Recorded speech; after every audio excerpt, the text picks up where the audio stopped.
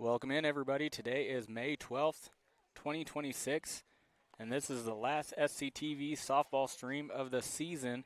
As NC plays host to Marysville. Marysville's coming in with 11-13 record, NC with a 10-13 record. Both of these games are going to go a long way in seeding for the regional tournament that starts next week. And while we go have a minute, let's go over the starting lineups.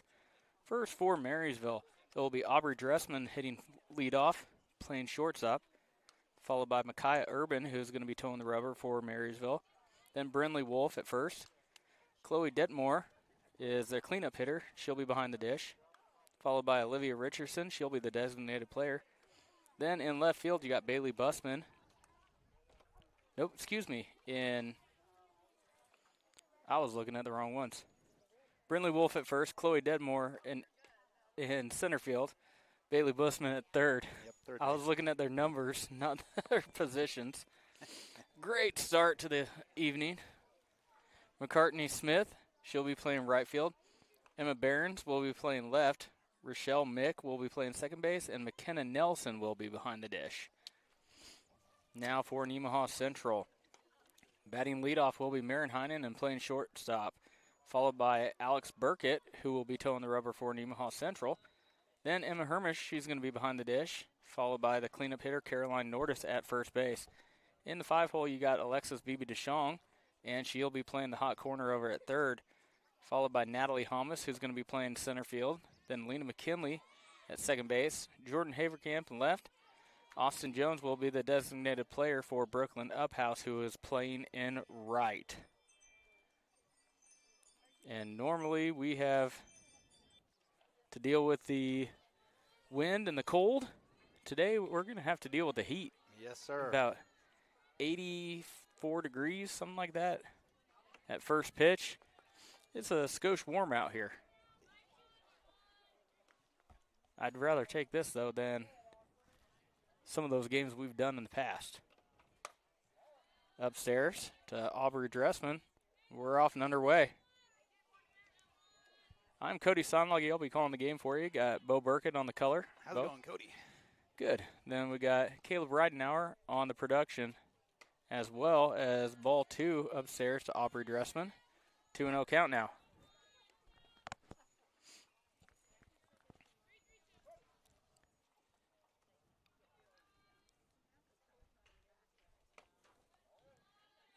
Ball in. Umpire says 3 balls, no strikes. Yeah, and the Thunder coming off a stretch of games there last week, the last couple weeks where they played 8 games in about 7 days. Yeah. A little bit of a layoff. Strike calls as Dressman pulls the bat back. But they have not played since last Thursday against Jeff West. And opposite for Marysville, they had a doubleheader last night. Upstairs, and Dressman earns a base on balls, and Marysville has a lead-off hitter on. And Marysville aggressive on the bases. Dressman tied for the team lead with 13 on the year. Up next, it will be Micaiah Urban, who's pitching tonight for the Bulldogs. She squares around a bunt and pops it up and out of play. So, right away, without even recording an out, Marysville is playing small ball. They must think this is going to be a low-scoring battle in this game 1. Yeah, and as we talked about a little before the game, looking at some of their numbers. And the dirt, and that one gets past Hermish. Dressman's going to run up to second base. Takes a big turn, looks at third, but stays at 2. Some high averages on this Marysville lineup. Not a lot of power. They've got 5 home runs on the season. Dressman leads the team with 2, so some good contact and gap hitting, it looks like. But strike, nice pitch on the outer part. 1 ball, 2 strikes.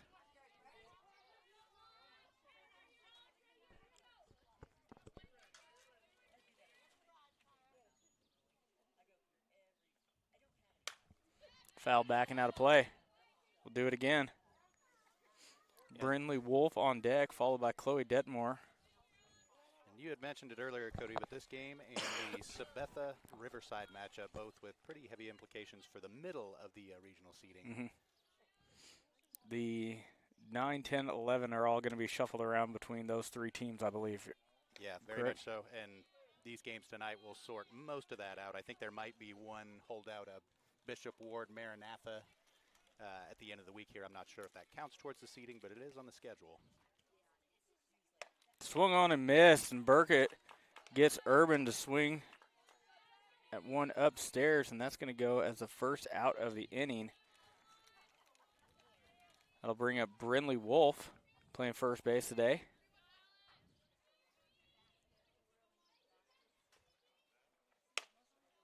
Upstairs. Wolf, a really good contact hitter, a good gap hitter. She has a home run on the year. Waved at it and missed, 1-1. So I obviously did not get to see this St. Mary's game. Did they really call the girl out for high-fiving? Yep. I mean, I realize that's a rule. That's one you just don't ever see, as Wolf chases one upstairs. If you didn't catch it, girl hit a grand slam for St. Mary's, or was it? Or no, solo home run. Oh, was it solo? I believe it was solo, yep. Okay, I heard it was grand slam. No. Either way, No. one of her teammates gave her a high five before she crossed home plate. There's a pop-up. McKinley is back, and she squeezes it for the second out. It was not just a teammate. It was several members of Oh, her was team it? Caught her before home plate. And coming into third base, she completely missed third to go high-five someone over by the dugout. Oh, really? Which a coach, you can high-five a coach coming around third Yeah. base. No penalty there. But you have to hit home plate before. Ooh. That one looked a little bit outside of me. Burkett gets a call.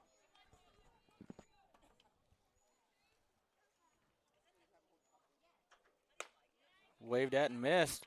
And now Chloe Dedmore is down in the count 0-2. Dedmore leads Marysville on base at 461, 21 hits on the year. She's got 18 walks, but 11 strikeouts. Good job keeping her hands back. Throw over to one, not in time. No advancement from Dressman at third. So that ball just didn't have enough juice. Alexis Beebe DeShong at third tried to cut it off, couldn't quite get to it. Good job by Heinen to corral it, get it over to one, but it's just those slow rollers. Yeah. Game of softballs, and you're not going to get many of those. Upstairs to Olivia Richardson, but she obliges and takes the swings at it. Richardson at 304 on the season. No home runs, 18 strikeouts. Back into the backstop at 0-2. Just like they had Dedmore at 0-2. We'll see if Burkett can finish off Richardson. Dedmore did a good job of keeping her hands back on that last breaking ball.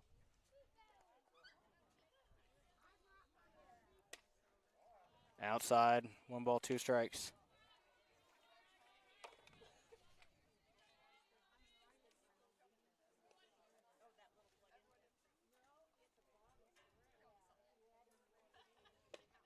Strike 3 called. So Burkett earns 2 strikeouts in the first inning. And Marysville strands 2, runner on third and a runner on second. 0-0 ball game as we go to bottom 1. You're watching Thunder Softball on SCTV. We'll be right back. Building a new home or remodeling existing space? Consider Cook Cabinets, manufactured in the U.S. and available in 45 states.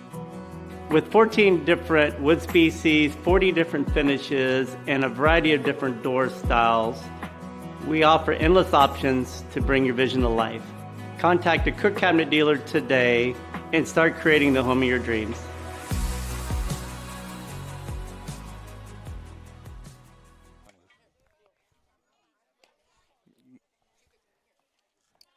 So it will be Marin Hine and Alex Burkett, Emma Hermish. Should anyone get on, it'll be Caroline Nordis in the cleanup spot for Nemaha Central.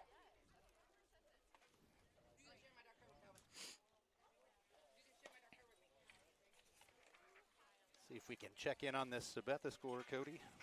Last I had looked, it hadn't quite started yet. But they are up against the 1 seed in the region right at the moment, Riverside, with a 19-1 record. It looks like they are started, and it's no score in the top of the first inning with 1 out. Or no out, excuse me. Riverside took down Nemaha Central last year in the finale of the regionals to go to state. That was a heck of a game. They got a pretty good program over at Riverside right now as Heinen takes strike 1. They got a couple of girls, alumni, playing in college ball right now. One down at strike 2, Southwest Missouri State, I believe. Yeah, I believe Nyla Duncan's still there. She's a heck of a softball player. Yeah. Just got a piece of it to stay alive. Still down on the count 0-2, though. Heinen's got some work to do. So Urban will attack the strike zone. She, on the season, has not overwhelming strikeout numbers, but hardly any walks. And one thing I can appreciate about her is she works fast. Absolutely. There's a shot over the shortstop's head. That's going to go over the glove of Behrens in left field. Heinen's going to be sitting in at double. Oh, she's going to go to 3. And it took the shortstop Dressman by surprise. A little bit of a gutsy call to round her from second base with the shortstop having the ball just on the outfield grass. Either way, it works out for Nemaha Central. Yeah. Heinen is going to be sitting at third base now with nobody out. And Behrens had a beat on that ball. Just looks like at the last second got past her glove out there, rolled all the way to the fence, and that allowed Heinen with her speed to move up to third. Behrens is looking straight into that sun. Yeah, for sure. That could have played a factor. It did clip off the top of the glove. Up next is Alex Burkett. Clip the outside, even things out 1 apiece.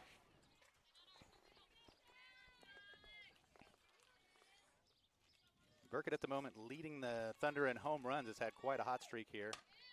That's not in on the hands. That one's popped up, and that's going to be caught by Bussman at third base for the first out of the inning. Up next will be Emma Hermish.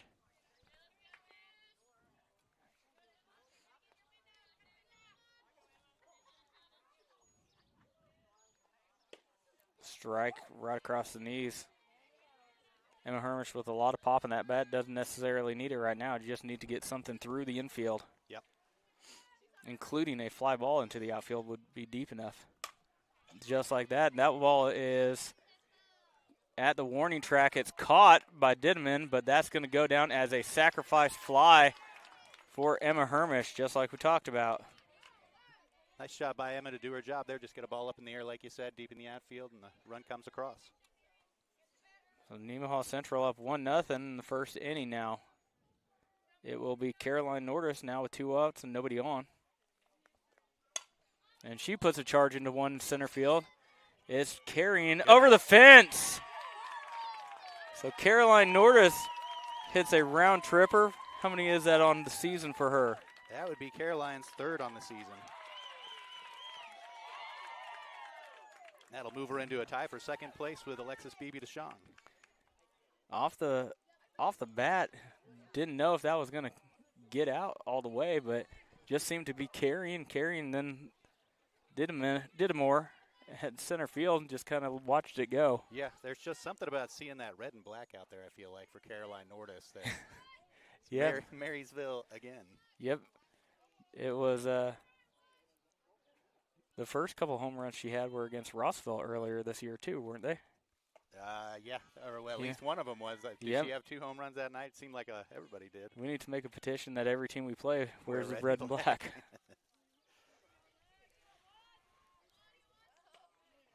Change up. 1 ball, 1 strike now to Alexis Beebe DeShong.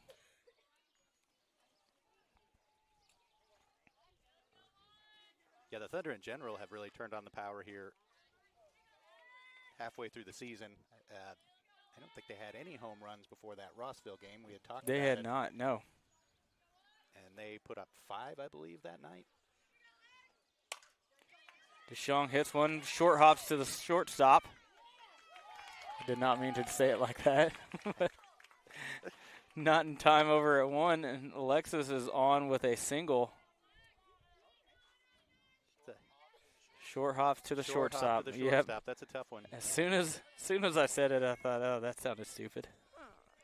But effective. Shot out to left field.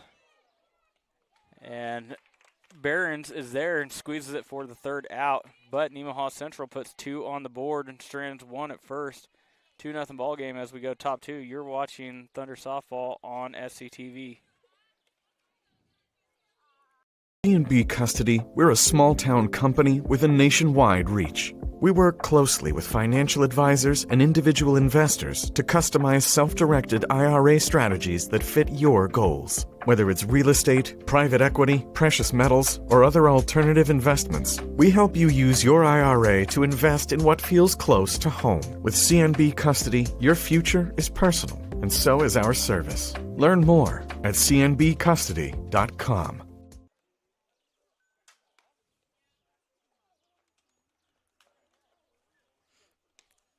Welcome back. Alex Burkett now working with a 2-run lead. She takes a rubber at the top of the second now. It will be Bailey Bussman, McCartney Smith, and Emma Barons. That will be the 6, 7, 8 hitters for Marysville.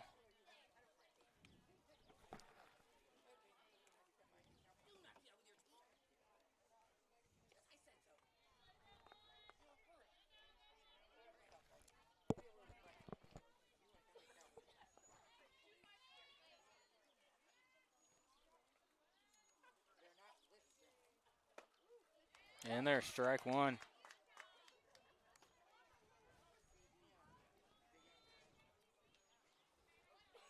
Barons faced Burkett last year in a couple games. 0 for 3 with a walk. Waved at it, and she's down on the count 0-2 now.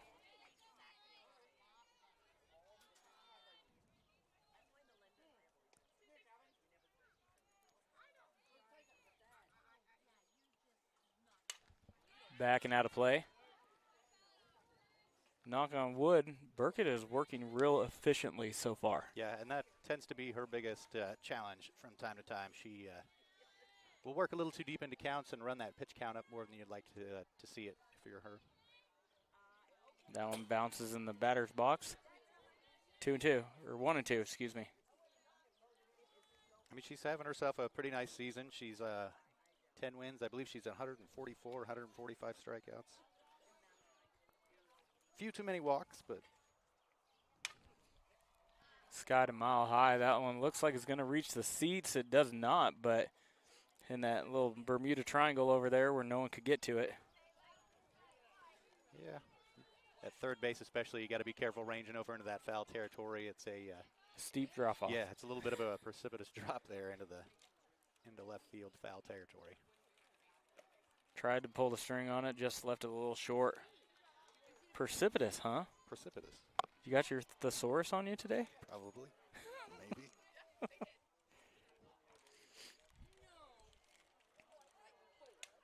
In on the hands. Bussman's still alive.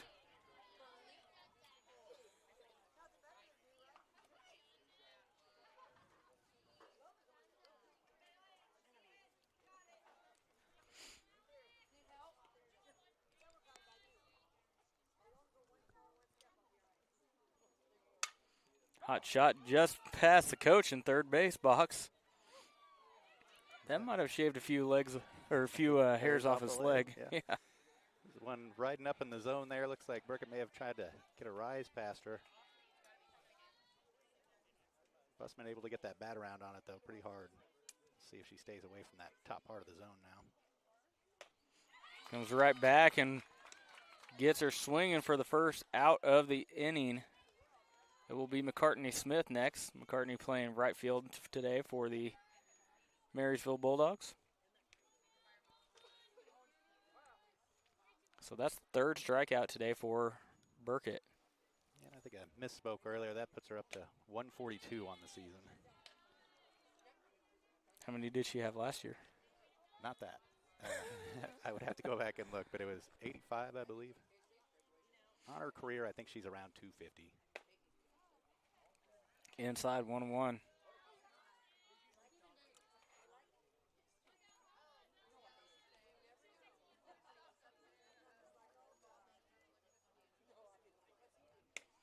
Got her to chase one up out of the zone. 1 ball, 2 strikes.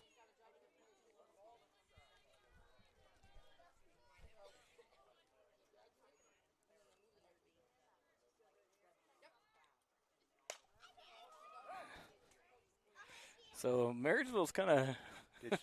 Is she sitting on that one? Well, she waited. It seemed like forever to take a hack at that ball, but she shot it right down towards the dugout there, first base side. Yeah, if you're in foul territory against this Marysville team, you got to have your head on a swivel. Yeah, both sides right now.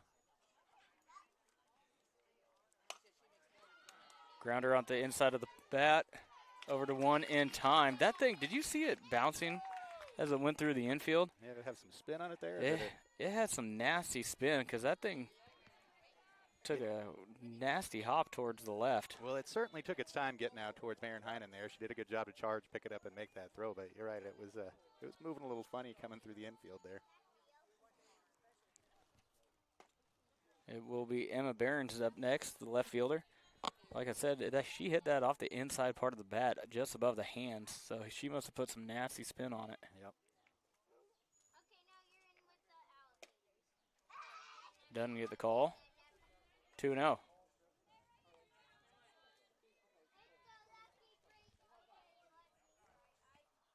think if there's one place where those efficiency numbers really come back to get Alex, the lower third of the lineup, she tends to put them on a little too much. I'll put it that way. The 8 and 9 hitters, especially, whether it's a hit by pitch against, was that Rossville? She hit the girl 3 times. That rise is working today. There's been about 4 or 5 times Rossville players have not been able to lay off of that. So back in the count 2-2. Came back upstairs.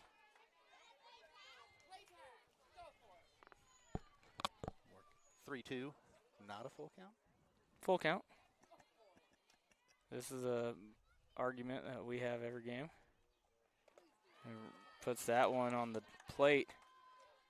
So Behrens is on with a walk.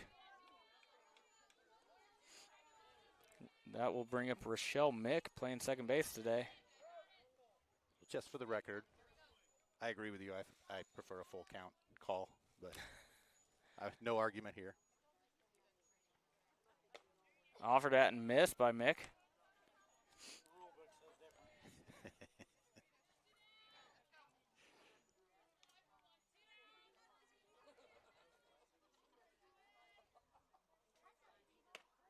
Strike 2 called. Mick is down 0-2. You have Burkett taking it straight to Mick in this. Yeah, and that's this at bat. That's what she needs to do in that bottom third. Yes, sir. Come right at him. Another one shot down the right field line. Foul. Now, once you get them, 0-2, you can work the edges a little bit. Yeah. But, for the most part, you want to be attacking the zone against that lower third. If they're going to get you, you'd rather be gotten by the lower third than the. Swung on and missed. And Mick goes down swinging for the third out. That's Alex Burkett's 4th strikeout of the game so far. Still 2-0 lead as we go to bottom 2. You're watching Thunder Softball on SCTV. My name is Michael Andrews. I'm an MLT, a medical lab tech, and I've been working here for about a little over 10 years. It'd be a little more boring, honestly, working in a bigger hospital because you get stuck doing the same thing over and over again. Here we get a little bit of everything. It's just a great group of people to work with.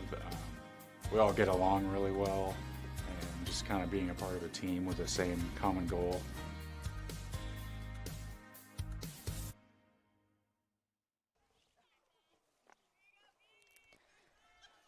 Welcome back. It will be Lena McKinley, Jordan Haverkamp, and Austin Jones for the Thunder. 7, 8, 9 hitters. Then they will turn that lineup back over to Maren Heinen, should anyone get on. Yeah, it looks like Riverside has jumped out to a 1-0 lead on Sabetha after an inning. That's a result that you like to see if you're the Lady Thunder.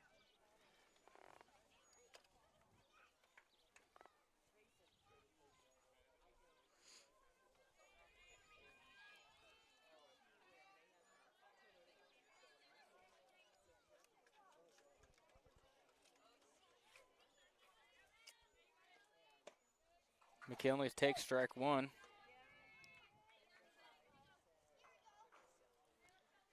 What did we decide? It's like 96 out here? 98?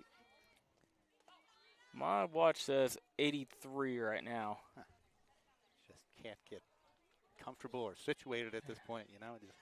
If there was a little bit of a breeze, it'd feel a lot better, but the wind only blows when it's 30 degrees. Yeah, when I was at home earlier, I live on top of a hill with no wind breaks, but it was really windy earlier today. McKinley gets a piece of it. To the point where I was dreading, like, coming out here for another, like, wind game where we're going to have, like, you know, dirt tornadoes running across the field, dirt devils. Yeah, we drove to Hiawatha this morning. It was nasty. At 8 o'clock this morning as upstairs to McKinley, 2-2 the count. But there's literally no breeze left out here. It's just the sun beating down on us. Shot over the second baseman's head. McKinley's in with a single. Marysville gets that ball in quickly. Nice piece of hitting by McKinley. Didn't try to do too much. Just put the bat where the ball was. Yeah, and good to see Lena get the ball on in play there and on base again. She's fighting a little bit of a slump here through the middle of the season. She started off red hot, was leading the team in a lot of the hitting categories. Haverkamp squares around, does lay down a bunt. Throw over to one in time. And they're going first to third, and she's in. So they had the wheel going pretty much. Yep. No stop by McKinley around in second. She was going third all the way on that. And nice bunt by Jordan Haverkamp as well.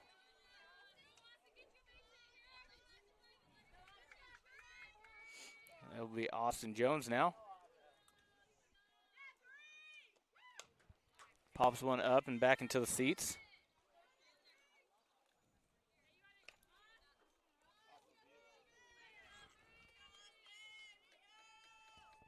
Can't remember which game it was. It may have been the St. Mary's game.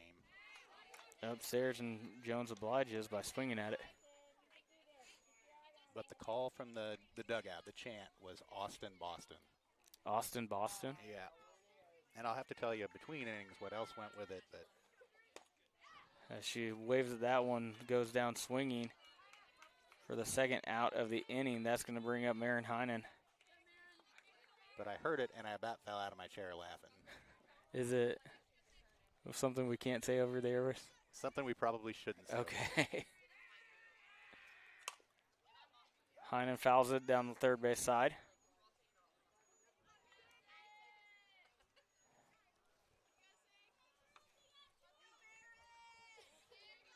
I think I forgot to put sunscreen on the bald spot. Oh, my entire head the bald spot, so that's why I wear hat. The hat on. I've got the hat, but I wore the, the popped up. Second baseman is there. Trouble. It is. Misplayed by Mick at second base. They throw in. They're going to say she's underneath of it. Yeah, Heinen kind of like hit the brakes there and then decided to go and made it a little closer play at second than it might have needed to be, but she slides in there. Good heads-up base running by her. I'm going to put that as a E4. Yeah, second baseman kind of ranging back there. Didn't ever really look to have the greatest read on that ball. Should have probably been a pretty easy play for her, but sometimes I feel like I get fooled by this big infield as to how deep it really is out there. Mm-hmm. I'm sure the infielders do as well. But just thought about it. It was in there. So 1-1 count now to Burkett.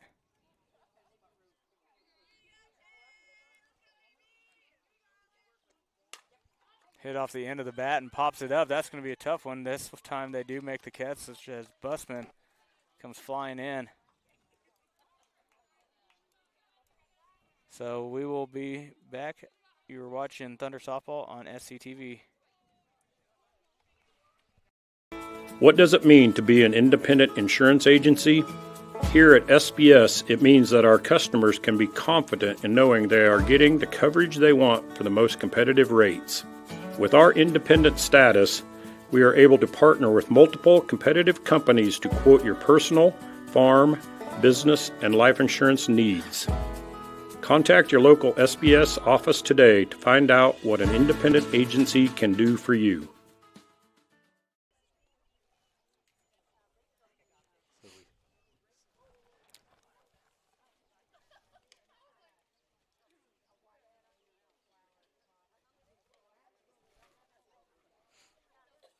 So Burkett comes back out, this time with a 3-0 lead.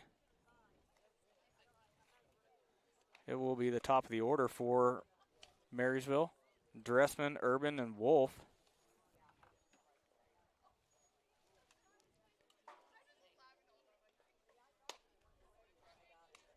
It must have been a while since we broadcasted. I'm trying to do the game changer and get all my stats together on my sheet, and I just keep forgetting to do everything. I think I actually sat and watched the last game, so it's like a completely different feel. Yeah, the Jeff West one. Then you had a couple on the road as well. Yeah. For St. Mary's, I set up a camera, but that was about it. But Hiawatha, their new field is beautiful. Yes. I didn't realize that there was no place to hang a camera. You have to take a tripod if you want to stream it.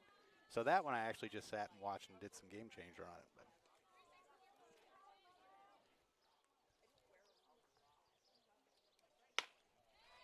Up in the zone, Dressman goes after it. Well, we appreciate you giving up your relaxation for this. Outside, 1-1. I mean, it's a fairly calming, event watching them pitch. Caleb can sympathize with me there. How much fun it is to watch your kid pitch sometimes. So you're saying being on the call helps? It gives me something else to think about for sure. Yeah. This is more than I ever talk during games. Upstairs, count goes to 3-1. I had a nice conversation with a lady from Washington during the Jeff West games, but only because she engaged. I normally just sit. I've got my two phones for the score bug and the game changer. Shot. DeShong has it over to one. Good. Got her by 4 or 5 steps. Nice play by Alexis over at third. Yeah, that play's been a little tricky for the left side of the infield a few times this season. But DeShong does a nice job of keeping her feet, working through the ball, and getting that over, as opposed to going to the ground to try and dive and make a stop. It will be Micaiah Urban up next. Strikeout victim, her first plate appearance.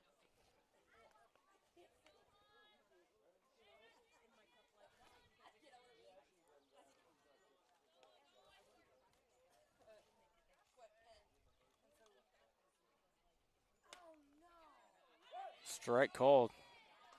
I was thinking that was a bit outside. Change my game changer there. I'm with you. That one looked a little up and out of the zone. Yeah. Offered at it, and she's down in the count. Oh, 1 ball, 2 strikes now.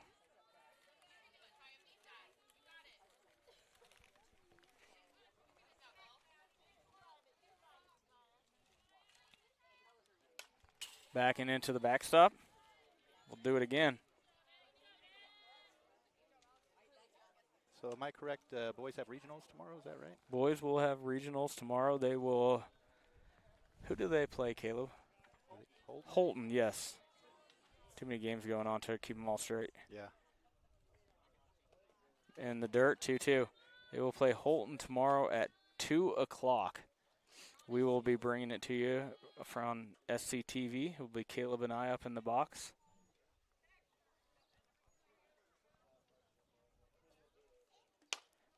Got her to chase after one out of the zone, and Micaiah Urban is down on strikes again.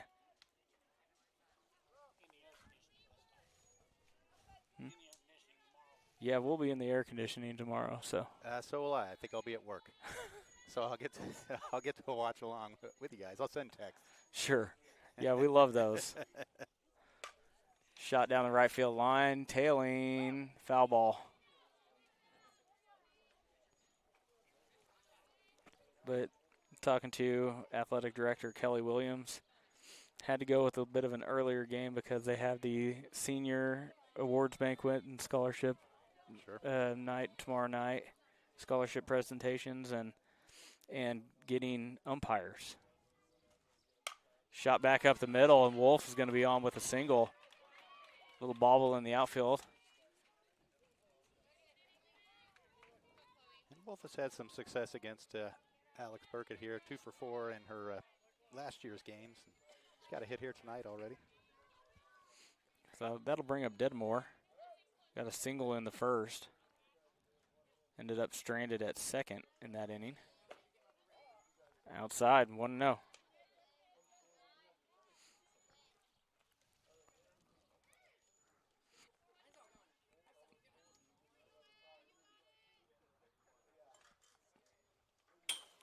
Dedmore has to get out of the way of that one. That one bounces all over the place.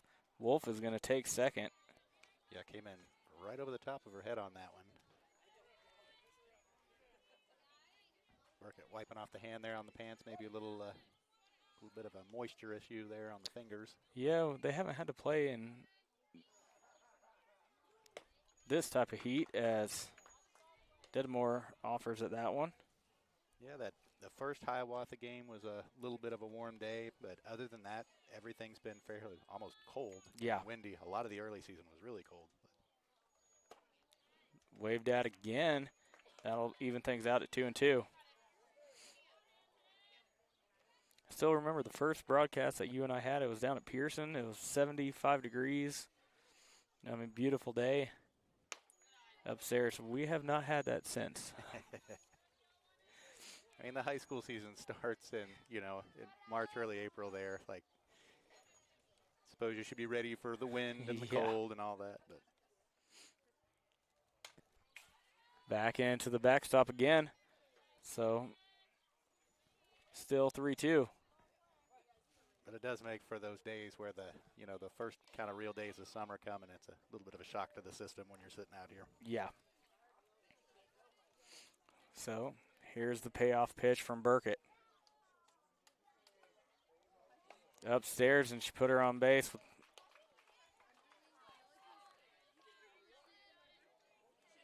So runner up first and second now. 2 outs for Olivia Richardson. Richardson struck out looking her first plate appearance.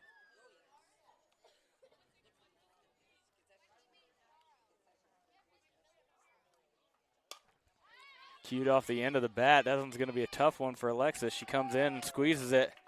That'll be the third out. So still 3-0 lead as we go to bottom 3.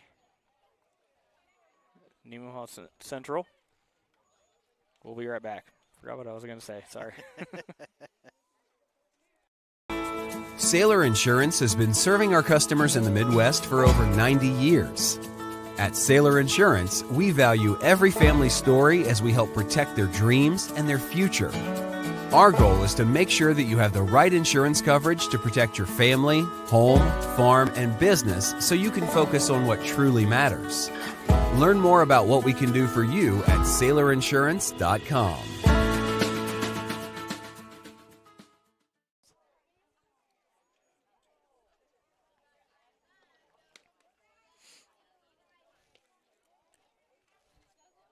Bottom third, 3-0 lead Nemaha Central. It will be Hermish Nordis and Alexis Bibi DeShong. The 3-4-5 hitters for Nemaha Central.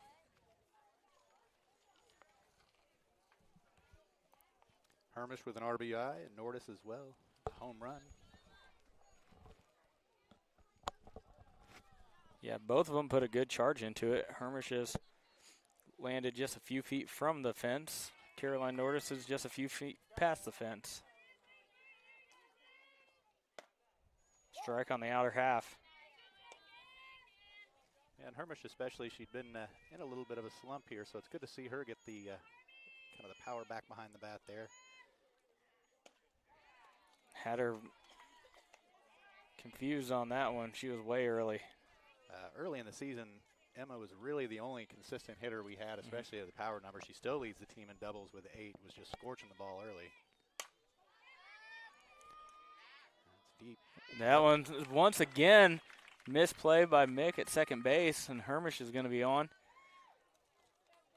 That one was a little bit tougher one than what happened last inning. And I don't, maybe there's no wind down here, but maybe it gets up there in the air and it's pushing a little bit. That's the second one, like you said, that Mick has had trouble really getting underneath on plays that you would think you'd make out there at second base, but Yeah. Off speed, throw back to first base, not in time.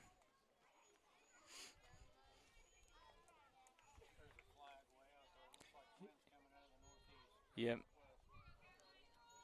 Now, as we start talking, we can start feeling it. It might have shifted a little bit. We are down right behind the backstop, so we got this yeah, fence behind us and everything. we do get a little bit of a wind break in here, but if it's coming from the right direction, it seems more like a wind tunnel at times. Ooh. There's a bomb out to left field. If it stays fair, just foul. Can we get a replay on that? Was it above the pole? And I'm pretty sure that one landed about 2 feet to the left of it. Well, I know where it landed, but when it crossed, Yeah, I still think it only. if it hits the pole, it's fair, right? Yeah. It's 1-2. Hit off her foot. That can't feel good. Yeah. So we'll do it again at 1-2.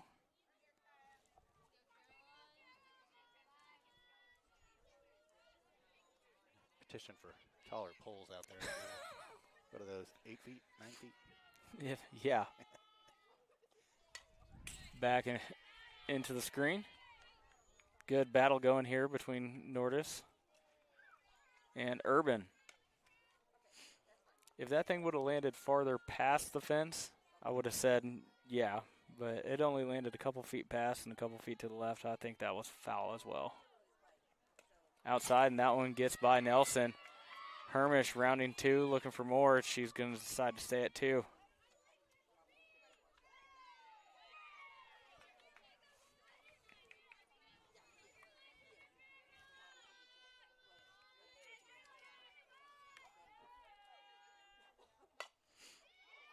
Little blooper. Can't be handled by Mick. Throw over to first, and it gets past the first baseman. Nordis going to second.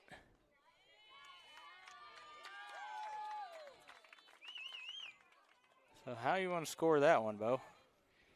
That's what I was just looking at. I mean, Caroline was moving up the line. It was going to be a tough play even if that second baseman came up with it. I think we'll give Caroline a single advance into 2 on the air there. Sounds good. That'll bring up Alexis Bibi-DeShong. Backing out of play. Big spot for the sophomores. Comes up with 2 on, nobody out.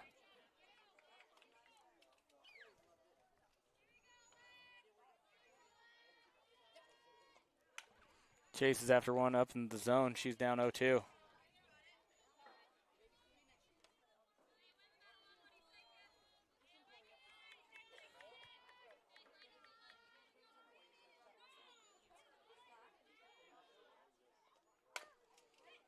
Just foul down the left field side. Hermish had to get out of the way of that one. Yeah. We had a similar situation this weekend with the younger girls. As Emma comes down that line to avoid the ball, she avoids it into fair territory. You really need to get to the foul side of that one. Yeah. Which, split-second reaction there, you know, it's hard to harp about it, but if that ball hits you in fair territory, Yeah. you're an out. So 1-2.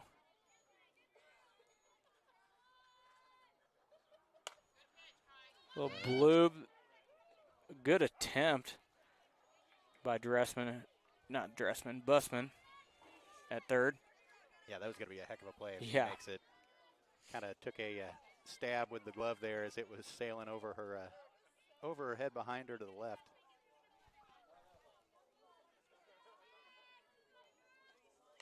Upstairs, 2-2. So nice little battle going on here.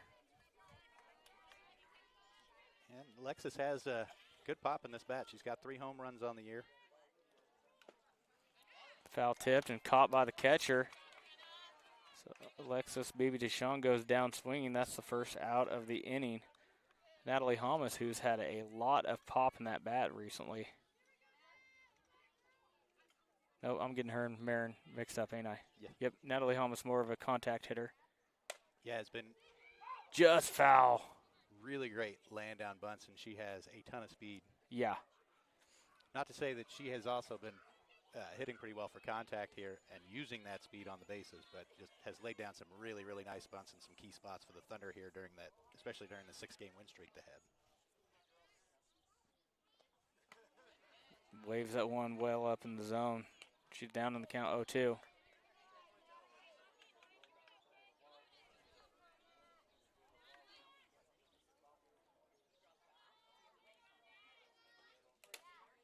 Foul tipped and off of the face mask of Nelson back there.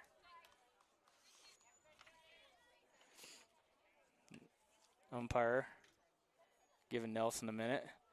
That plate looked pretty clean. He's just making sure she's all right. Nelson could use a minute there. That was one square in the window. Saw Emma Hermish take one here last week against Jeff West. Fly ball once again, second base. That's going to drop in there. Throw home, not in time. Hermish comes around to score. Yeah, and Marysville looked like they had a play. Hamas was headed to second the entire way there. They might have had a play on her at 2 there if they hadn't thrown for the out at home. But yeah, you got to think as far out as you are, that out at home is probably unrealistic. Yeah. It will be Lena McKinley now. Waves that one. Nice job pitching backwards in the count. Got her guessing. Yeah, like I said, Urban is really good at attacking the zone. But we'll give up the hits. You know, she stays in the zone. I don't know that she's necessarily overpowering as a pitcher. She's not going to throw it by you a whole lot, but she's not going to walk you, and she's going to let the defense work behind her. And so far in this game, it has not really helped her out a lot.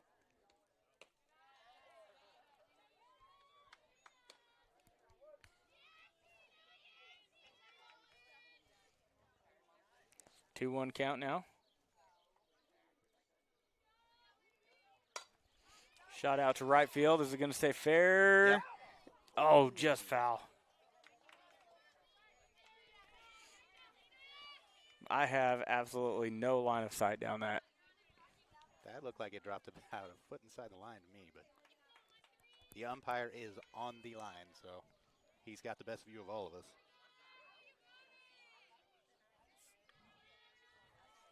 It's 2-1 the count now to McKinley. Comebacker up the middle, and that's going to score 2. It is a 6-0 lead now for Nemaha Central as Nordis comes around, followed by Natalie Hamas, and McKinley is in at first base with a single.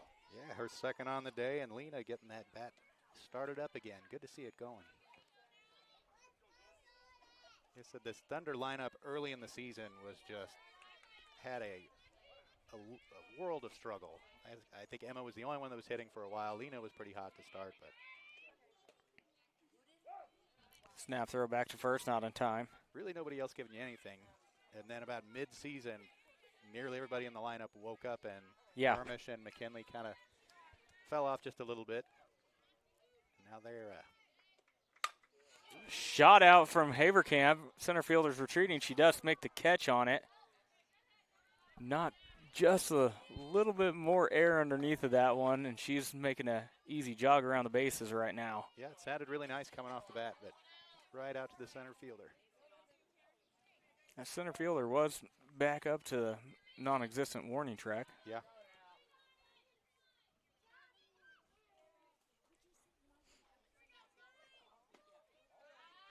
I'll bring back up Austin Jones. Strike out her first plate appearance.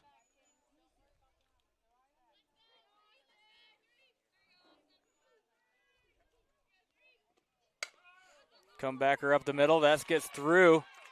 McKinley's going to try her hand to go into third, and she's in there. Did the umpire run over Urban? They had a collision over there in foul territory. Don't know that it affected the play at all, but yes, there was a blue jersey on the ground and a red jersey on the ground. Yeah, I was paying attention to McKinley sliding into third, then I look over and see both of them.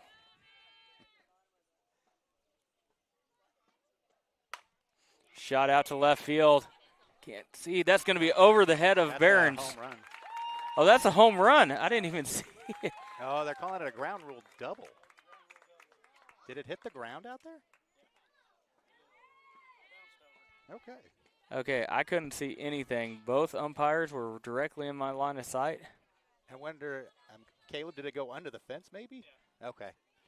Just say she jumped up to make a play on it, and then the next thing you know, the ball's rolling around in the outfield. But it hit the ground and rolled under the fence for a ground rule double for Heinen. Another shot out to left center field by Burkett. That's going to score 1. Throw over to 2, not in time.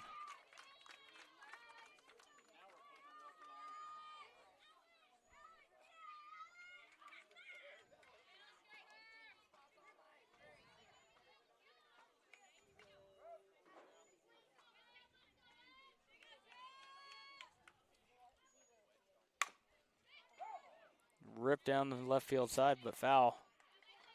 This is the 9th batter. Oh, no, this is the 10th batter. I have fallen so far behind. I have too. I was spectating again. But it's a lot of fun to watch them hit when they get it going. Yeah. Up in the zone, she chased after it. She's down in the count 0-2.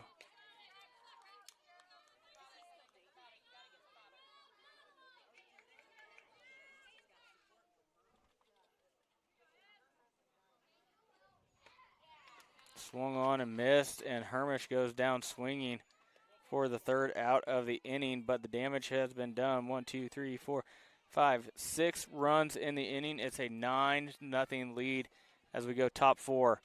You're watching Thunder baseball. Dang it. You're watching Thunder softball on SCTV. We'll be right back. Nemaha Valley Motors has been proudly serving our Northeast Kansas community for over 5 decades. Come check out our great selection of vehicles from Chrysler, Dodge, Jeep, Ram, and GMC trucks. Don't see what you're looking for? Our knowledgeable staff will help you find the perfect vehicle to fit your needs. Don't forget about service.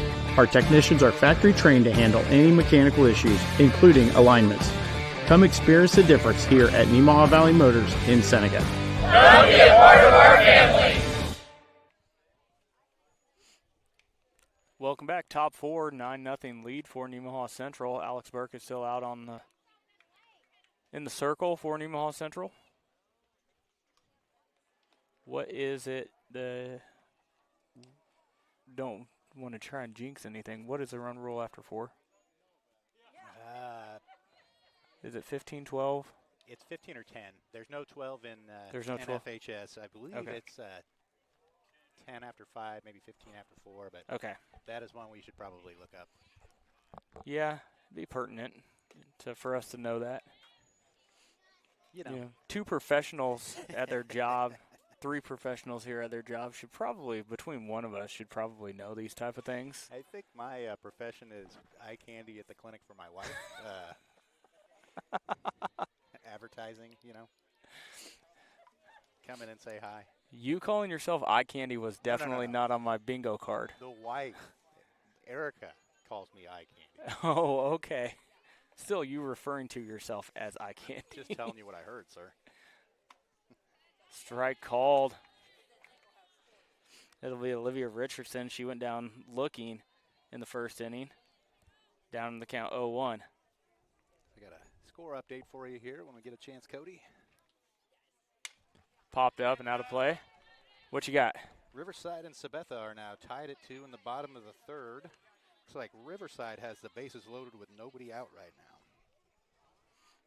Chloe Detweiler on the rubber for Sabetha at the moment. Okay. Nice job. Pulled the string on her. Got her to chase well out front of it. And Olivia Richardson goes down for the 2nd time today on strikes. 15 after 3, 10 after 5. Thank you. Our production crew came up with that very quickly. Thank you, Caleb. Waved at and missed. I feel like I was close there. It's the 3 to 5 that always gets me. Normally each inning they've got a new one.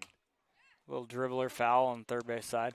Yeah, and every different governing body has it different. Yeah. You know, some of them are 15, 12, 10. Some of it's 15 after 3, 10 after 5. Yeah, the club ball 12, 10, 8, 3, 4, 5 is a pretty like standard. Upstairs, 1 and 2. But I know this one is different just because I'm always kind of befuddled by it when I hear it.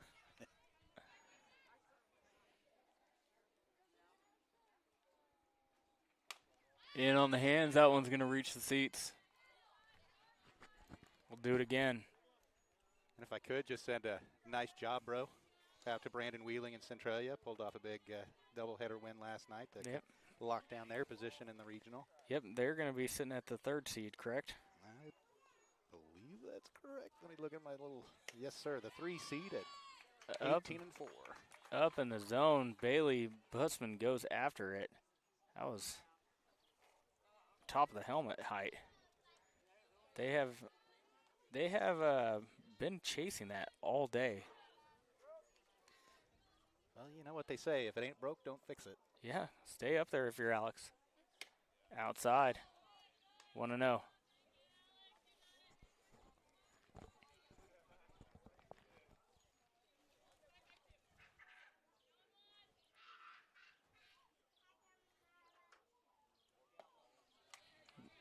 Downstairs, 2-0. Like I said, if it's not broke.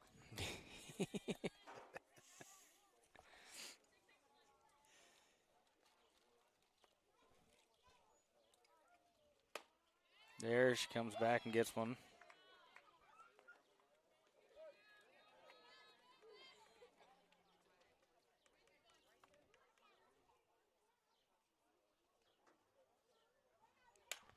Popped up and out of play. Burkett with 7 strikeouts so far on the night. Does she have that many? Through 3 2/3. Yes, she does. I hadn't really cataloged that she was racking them up. Yeah. Good. Yep.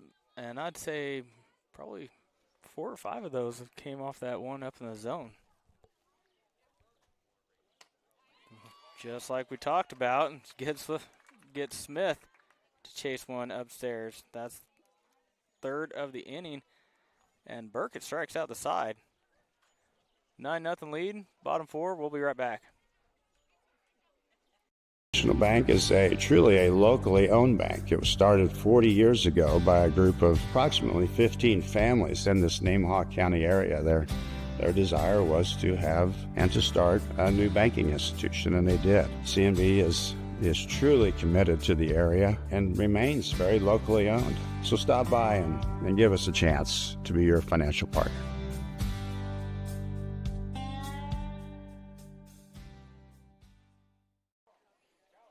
Yes, we are. There's going to be pitching change for Marysville. That is number 11. Be Richardson, right? Yep. What I have? Now, where did Urban go? That is a great question.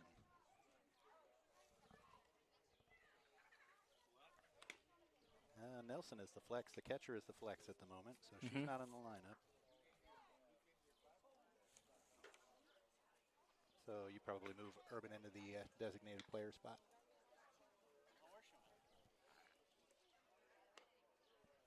Yeah.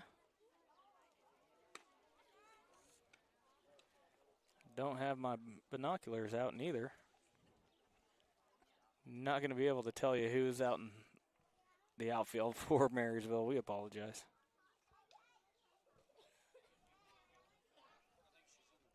She must be. Yep. Yeah, I think she is. Number 34 sitting in the dugout. So just a pitching change. Nothing switched around on the I was going to say Richardson lineup. was already your designated player, so I'm guessing that Urban probably just took the DP status and will continue to be in the lineup.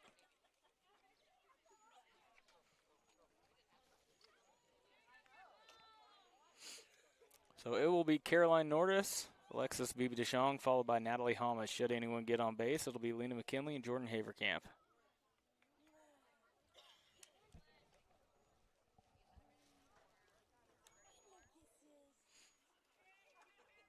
Maybe Coach Haug is getting an explanation of the substitution and how this works.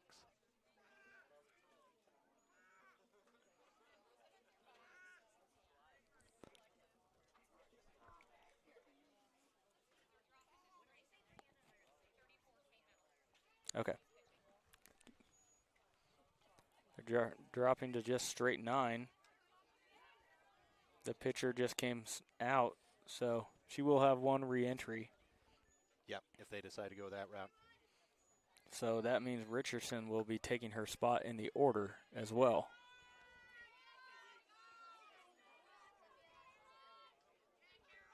First pitch from Richardson, and there for a strike against Caroline Nordis.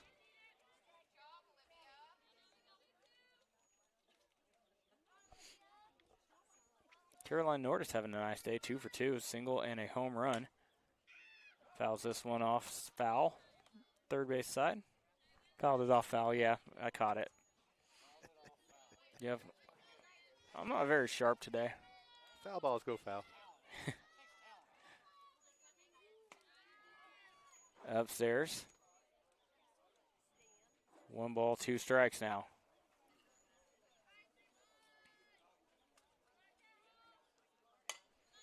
Fouled that one fair. There, does that make any more sense? Did you say foul ball not fair? Foul balled that one fair. No. Oh, yeah, if we get some crazy spin on it. I feel like we've seen that happen. We have seen that. Nordis still down 1-2. Fly ball out to center field. Not deep enough this time. Dedamore is there to secure for the first out of the inning.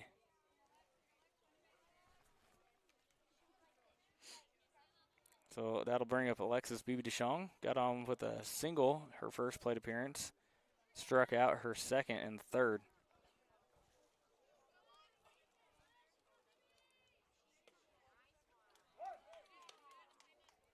And therefore called strike.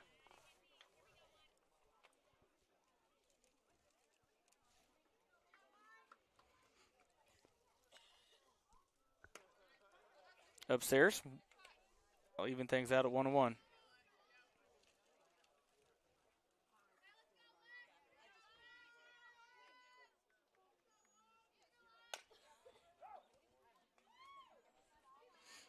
Fouled it over toward Thomas. I don't know why I never noticed this before, but Alexis swings that rocket pop East and Ghost as well. Marin Heinen has one at the top of the lineup there. Yeah, those are popular bats. Any of those East and Ghosts are. Yeah. Off the end of the bat, that one's going to drop for a single again for Alexis to get it in quickly and hold her to 1.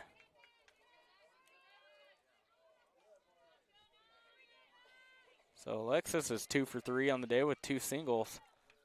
That'll bring up Natalie Thomas. Flied out to the left fielder, her first plate appearance. Got on with a single, came around to score later in that inning. Outside.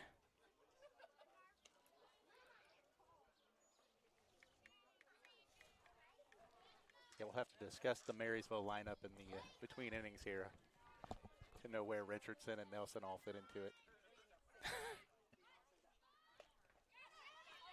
That one gets past Nelson. Alexis B. No one's on third, and then she throws that one down the line, and Alexis is going to come home to score. Great read by Alexis Bibi-Deschong there. Yeah. Yep, everyone on the infield charged that ball, trying to get to it. No one covered third as Busman tried to come over and help. And catcher picked it up, and unfortunately either sweat or gripped it too long, spiked it into the turf over here on the third base side.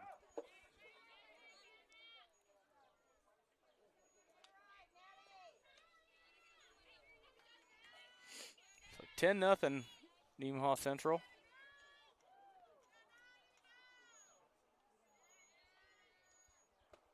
Waved at and missed.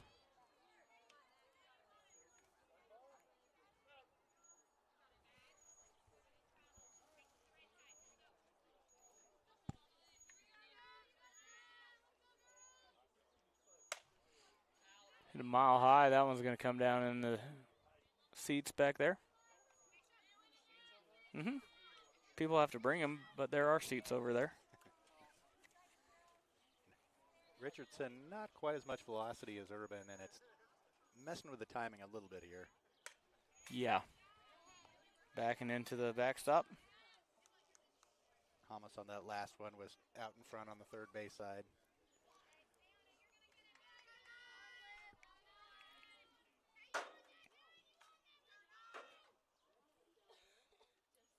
Upstairs.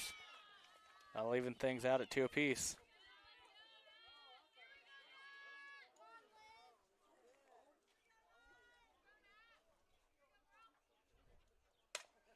Hot shot over to third. She has it over to 1 in time. Nice play by Busman.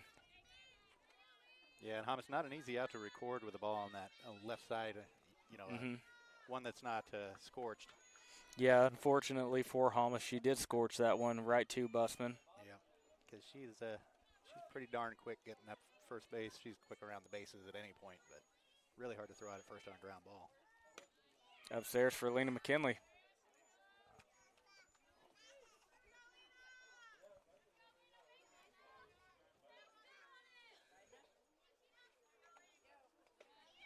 In the dirt. Downstairs for Lena McKinley.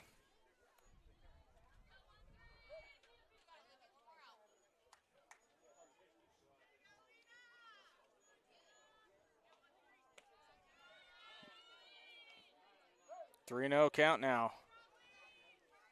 Yeah, Richardson is not the first pitcher I would have thought to see come out of that Marysville bench, or dugout, excuse me. Emma Sparks has actually in their first strike. Pitched 50, almost half the innings for this Marysville team during the course of the season. So would look for her maybe in game 2, and that might be the thinking in this game. Waved at and missed. Full count now. And I think with going into it with a 9-run deficit, almost conceding game 1.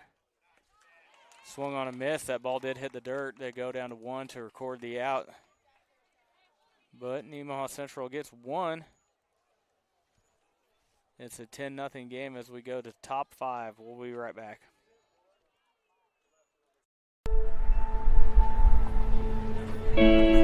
There's a place where we all come together. A place where everyone knows your name and what the usual means to you. A place for conversations and for comfort. The best biscuits and gravy in town. We know what it means to love a community, to be a part of a community, to be united.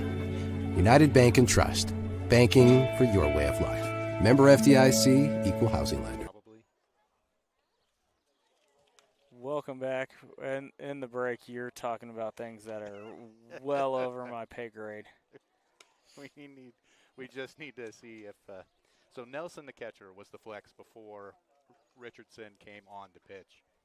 And that puts them both in the lineup with a straight 9, and that cannot exist in softball, right? You can't have the DP and the flex in the lineup at the same time. So my guess is Nelson will take the place of Urban in the lineup, and Richardson will stay where she was originally in the lineup. They'll drop the DP and the flex, and now Nelson will bat instead of being the flex, but she'll be in Urban's spot, the 2-hole. Did that make sense? You just wrinkled my brain. We need to catalog if Nelson comes up as the 3-hitter in this inning, then we'll be on track. Well, the first hitter will be Emma Behrens. She will be the 8-hole hitter. I believe this is Mick, that 9-hitter. No, number 15. You are right. I didn't recall.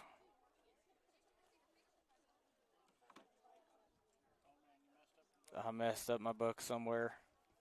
It's not an exclusive club tonight. Who was the last out of the? Who was the last out of the 4th? I didn't actually record it. Let me take a look. Barron strikes out swinging. Did they have somebody get on in the 4th? I don't believe so.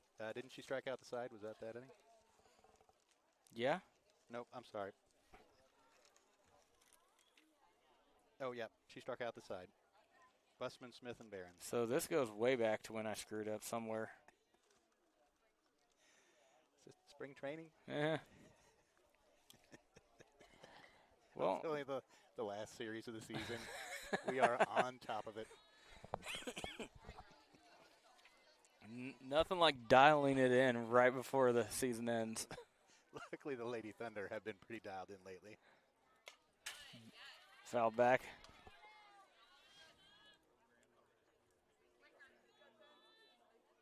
I haven't even gotten into Broadway singers yet. You know we have not. I think I already exhausted my knowledge, but yeah, all the Streisand, Bette Miller debate. Mm-hmm. Yeah, we caught a lot of flack for that one. Mick takes strike 2. You'll all be happy to know that we don't know anything more about Broadway.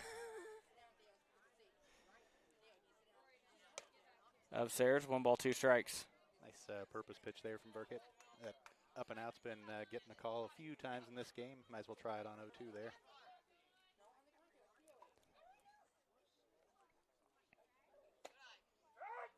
Strike 3 looking. If I'm being honest, that one looks a little low. Can't say I disagree with you too much there. And I realized what I did. Where I screwed up. We don't need to go into the major detail on it. We'll just assume it was a major error.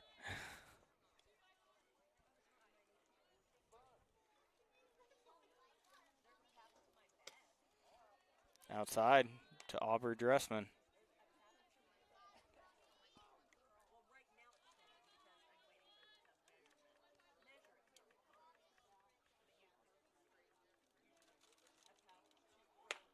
Swung on and missed, 1-1. I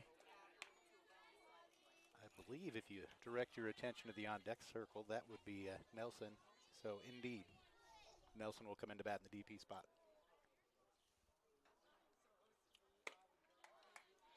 This is going to play havoc on my ability to keep book.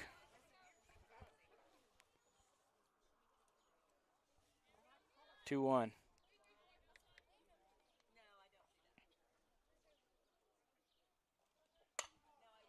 Puts a charge into it. Hamas is there. And it hits off the top of her glove. They're rounding all the way to third on the error. So Dressman sitting in third. And that will be McKenna Nelson now up to bat. Her first plate appearance of the day. That's a fairly monotonous error other than, I think if you record that out. Are we at 2 outs or 1 out here, Cody? We are, if they record that out, that one. Well, no, wait. Scoreboard has 1 out. I have us at 2 outs. I have us at 1. Mick, strikeout. Yeah. I might have recorded that out before it happened. Oh, so it's your fault. The softball gods are mad at you for that one. Very much my fault. Waved at and missed. She's down in the count 0-2.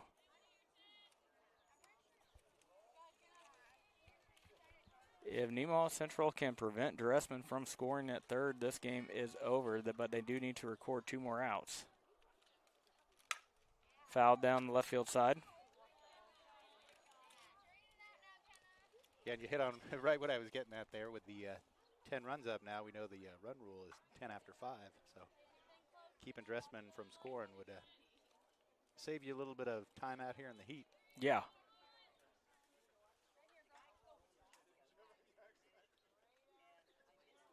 Nice job. She pulled the string on it. Emma Hermish, a little bit of a bobble trying to get that ball. Decides not to throw down and let Dressman come home from third. So Nelson gets on the drop third strike. That still goes as a strikeout for Burkett, correct? Yes. That is her 10th of the night. There's a fly ball. That one all the way to the fence. Yep, Hamas does make the catch, but that scores Dressman from third. That's a force out. No. That was 2 force outs. So, Boy, that's interesting. so what happened with there? Well, she tagged up, but they tagged the runner. Although it's a tag, so apparently if they'd have thrown back to one, that would be considered the force out. I'm not sure. I didn't think you could ever score on a force out on the third out. Well, they are counting the run. That's what I mean. Well, huh. But wouldn't. I don't know.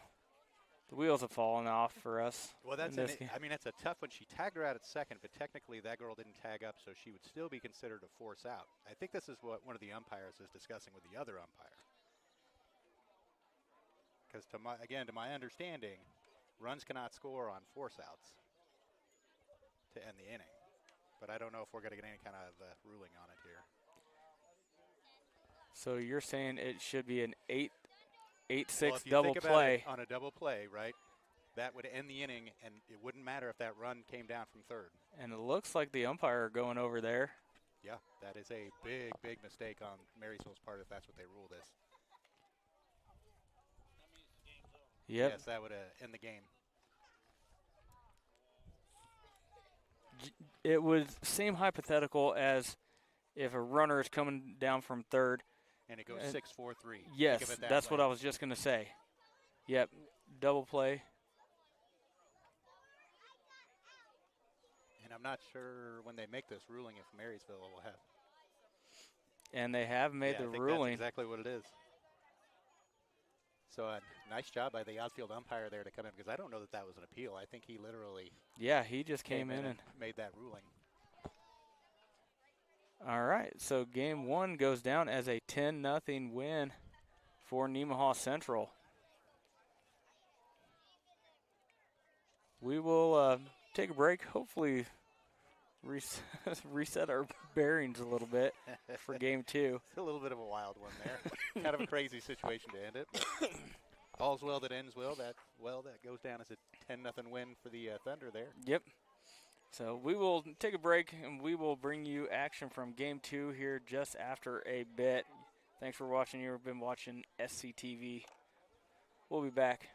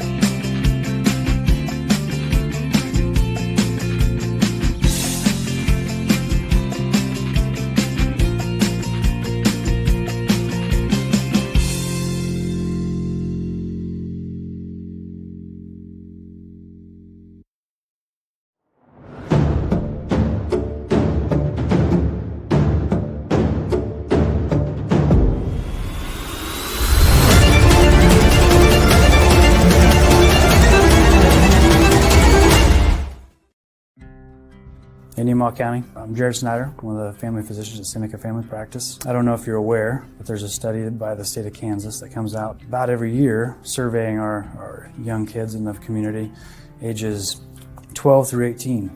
Would you be surprised to know 25% of our kids that responded between ages 12 and 18 responded saying that they had drank alcohol in the 30 days prior to the survey. And when you take into consideration and break that down, that's 4% of sixth graders, 12% of eighth graders, 34% of sophomores, and 48% of our high school seniors reporting alcohol use in the month leading up to the survey. And that's an upward trend, a year-over-year upward trend, and approaching double the state averages. Some will say kids will be kids, or if they're going to drink, they may as well do it at my house so I can have oversight. And frankly, those arguments are getting people hurt. It's leading to medical problems, addiction, and lifelong habits. We really do need to change the culture of alcohol in our community.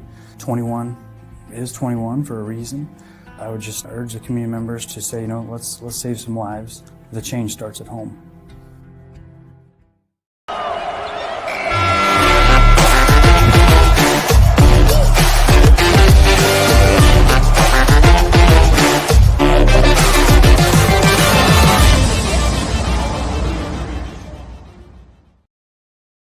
All right, this is Adam, take 2. Mark?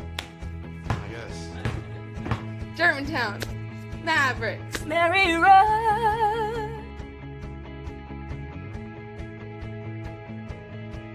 The best part about playing football in Texas has to be the reaction from the community, the fan base, and just the support and encouragement that you get from your family and your friends is great.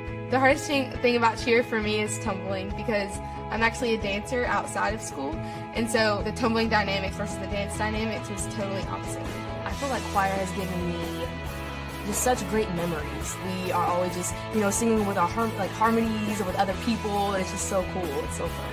One of my favorite memories from cross country this past year was when my team made it to state. At the race, everyone picked up their game, and when the 5th guy crossed and he made it, everyone was just so excited and outbursts, couldn't control their feelings. By playing basketball, I learned that I can almost do anything I want. If I set my mind to it, I can achieve my goals if I have a plan. A great reason to get yourself involved in sports and activities is to meet new people and create new relationships, experience new things, and do stuff that you've never done before. My reason why is commitment. My reason why is passion. Friendships. Pride. My reason why is to keep going.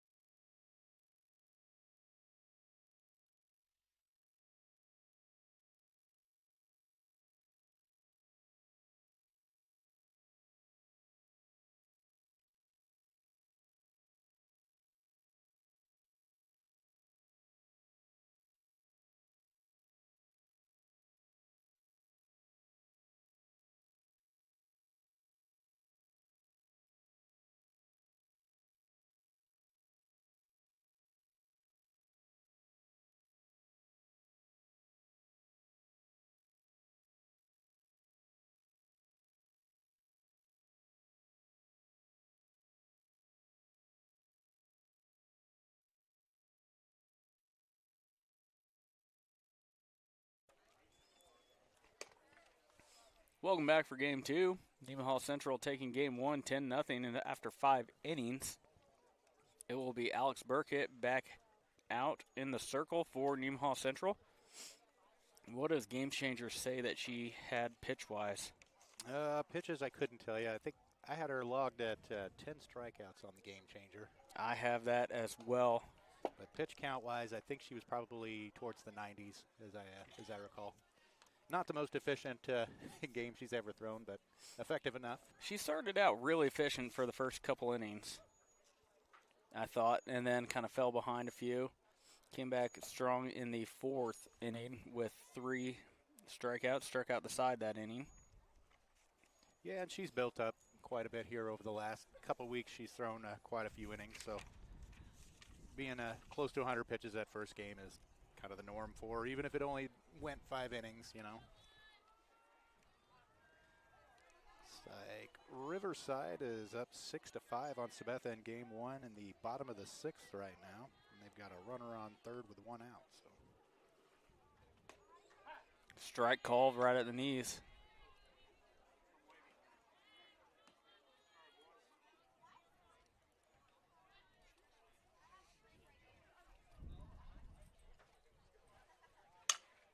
Come back her up through the middle. That's going to be a single to start off the game for Marysville. Yeah, and this is always the risky run starting the pitcher 2 games in a row. They get a good look at her that first time through and kind of have an idea of where she wants to go, what she throws. So we'll see if they do better at laying off some of those high ones. Yeah. And your strike zone will be a little different. You get a different umpire behind the plate here for this game. Squares around to bunt, popped up and caught by Hermish. No throw down to first, but heck of a play by Emma behind the dish. Yeah, really nice play going down to her knees on a ball that really wasn't hit that high, maybe just over the helmet. Yeah, I was going to say about head height is all.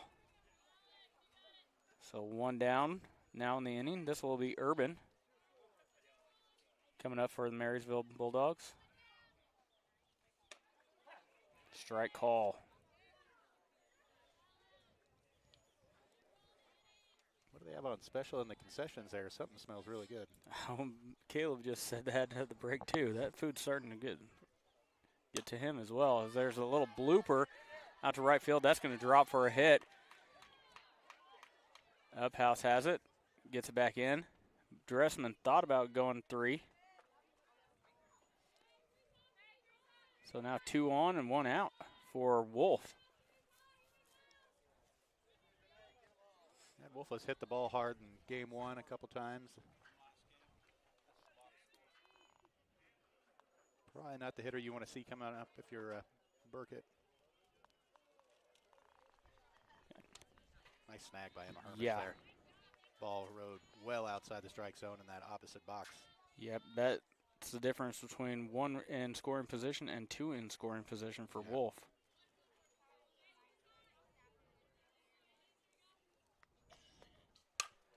Shot to right center field. That one's going to reach the fence. 1 run is going to score. That's underneath the fence, so Nemaha Central catches a break there as Urban is forced to stay at third. Wolf in there with a stand-up double. Yeah, and already 2 pretty hard hit balls there off of the bats of Marysville. This is tough because McKee is usually their second pitcher. She has been sidelined inside. Caroline Nordis has come in a few times here, giving them good innings. It hasn't been unusual for Alex to come out and start the second game.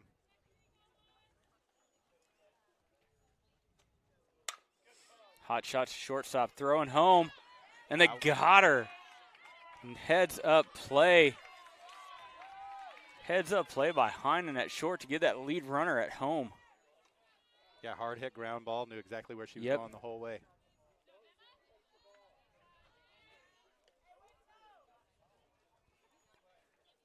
Wolf does go to third on it, so that ground rule double plays big in that situation because you're looking at a runner on third and another run for Marysville in that situation if it doesn't go to the underneath the fence. Yep, gives you 2 outs here and a chance to limit the damage from this inning. Upstairs. Richardson not going from first.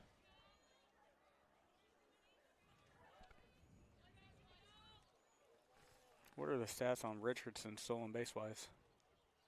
Upstairs, there she goes. Snap throw it back down to third. Oh, they got her on the foot. Yeah, it looks like Wolf was a little late with that back foot to get it into the bag, and they got the sweep tag on her. Nice play by the Thunder. Way to limit that damage. Wow. Yeah, getting out of that inning with just one run is huge.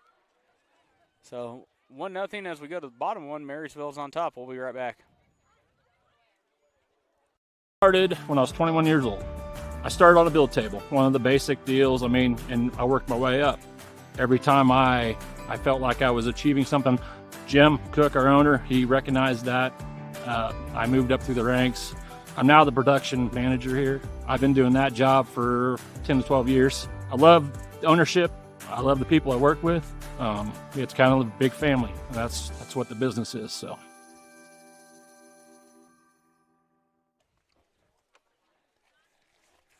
Welcome back. It will be Urban back on the. Well, there's not a mound. Back in the circle again. Yeah, on the rubber, any of that? Yep. Yeah, we had talked about earlier. Emma Sparks is a player from Marysville that has come in and take quite a few innings. Usually takes game 2. She has not been in the lineup. I don't believe she was in the lineup last night either, so maybe dealing with a bit of an injury for Marysville there. But nonetheless, we'll see Urban for the second game here.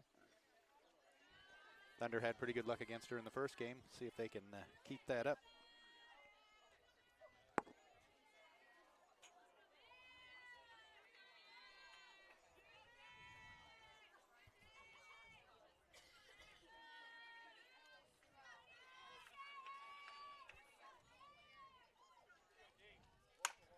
Sky to mile high if it ever comes down.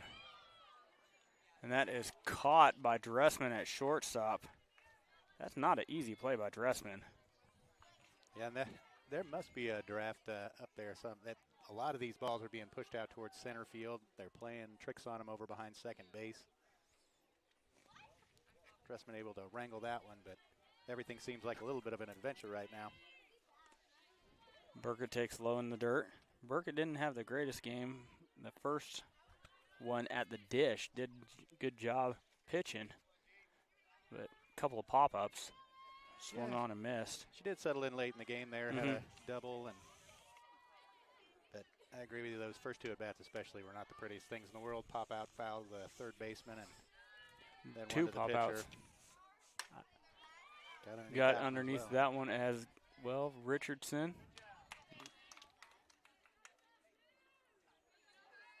Richardson squeezes it for the second out. Had a pop-out 6, pop-out 7. For those of you scoring at home. And those of us scoring here. Go ahead and fill in that book. It will be Emma Hermish up next. Take strike called.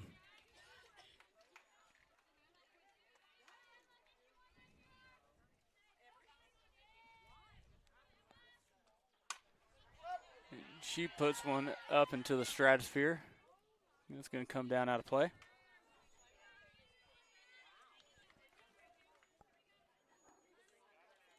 Oh, 2 to Hermish. Takes one low in the dirt.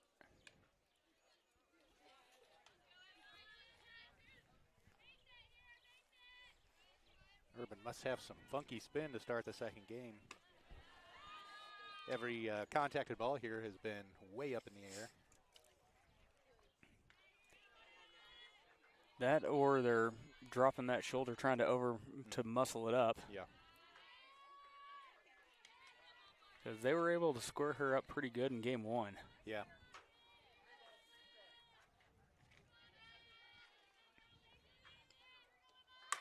There's a shot by Hermish. Get out.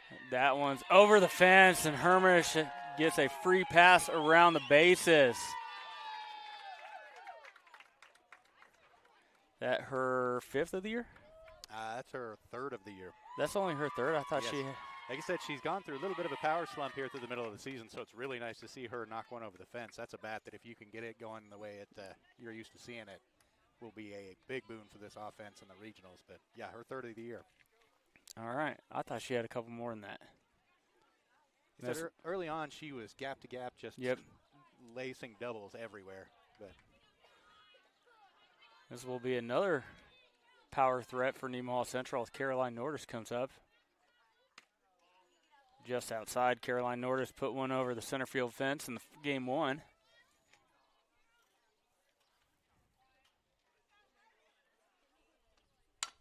Hot shot over to shortstop. Throw over to one in time. Nice stretch by Wolf. So Nemaha Central ties it up with a home run by Emma Hermish. 1-1 ball game as we go top two. We'll be right back. Some are old.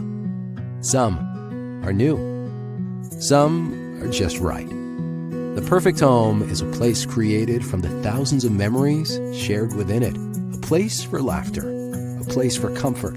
A place for family and friends alike. We know what it means to have a place we call home. To be a part of a community. To be united. United Bank and Trust. Banking for your way of life. Member FDIC, an equal housing lender. Welcome back. 1-1 ball game. Burkett still toeing the rubber. There have been no lineup changes between game one and game two for Nemaha Central. Just a couple of lineup changes for Marysville in game two. Yep. Looks like they'll get Claudio. I think that's how you say that. She'll be at third base. In the lineup, she's batting seventh. Yeah, it will be Busman first. Busman was on up at the plate. Busman was up at the plate when Wolf got thrown out at third.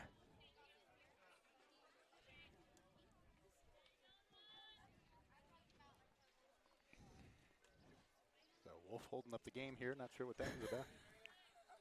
I hope he goes back and watches this.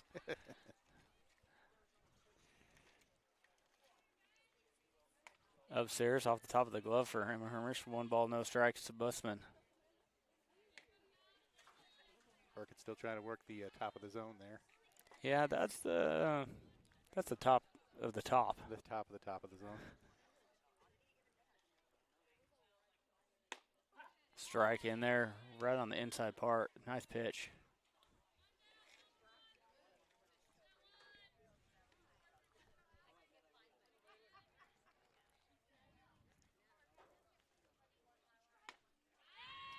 Swung underneath of it, was expecting her to go high. 1 ball, 2 strikes now. Busman played third in the first game. They moved her over to second. As she pops one straight up the elevator shot. Oh, Emma Hermish got turned around just a little bit. Unable to record the out. I wonder if she didn't find that. We talked about that precipitous drop earlier. It's really steep here behind home plate. It looked like maybe she got a foot on the slope there as she reached back. Yeah, and the catchers, both of them kind of dig a hole right behind the plate. That one's in the dirt for strike 3. They throw down to 1 to record the out. And Burkett has her first strikeout of game number 2 after having 10 in game 1. This will be Cadillo now.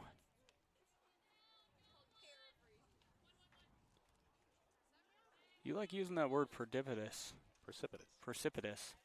Yeah, see, obviously, I don't even know what that means. Do I have to know what it means to use it?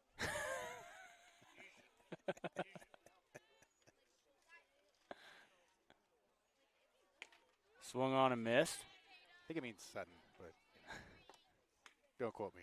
I don't actually have the source. You remember that ESPN commercial where they said he's been used performing enhancing substances, and it was a thesaurus? I don't remember that. I can't remember. A bunch of the other broadcasters were saying, "Oh yeah, he's been on a roll lately. Well, he's been using performance enhancing substances," and they found a thesaurus in his desk. Strike called, and down goes Cadillo looking. That was kind of a filthy broken on the hands. I wonder if that wasn't the screwball. Coming in at the letters and moving in towards the batter. Clodillo thought it was riding inside, but it caught the inside black. This will be Nelson now. Takes ball low.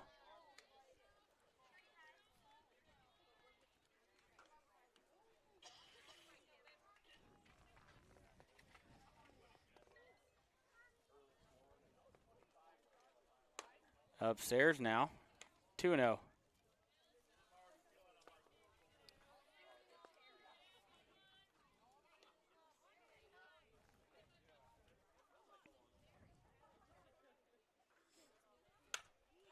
Back up the middle, in for a hit.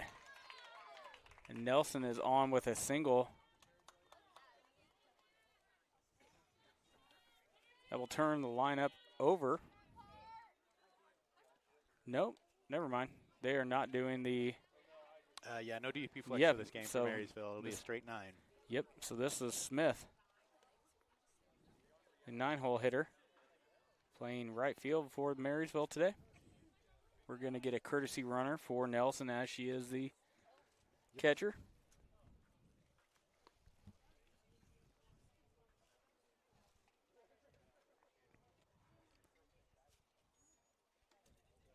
Soon they will tell us who that courtesy runner is here in a moment. I can't quite catch the number over there. Number 8. It's going to be Barons.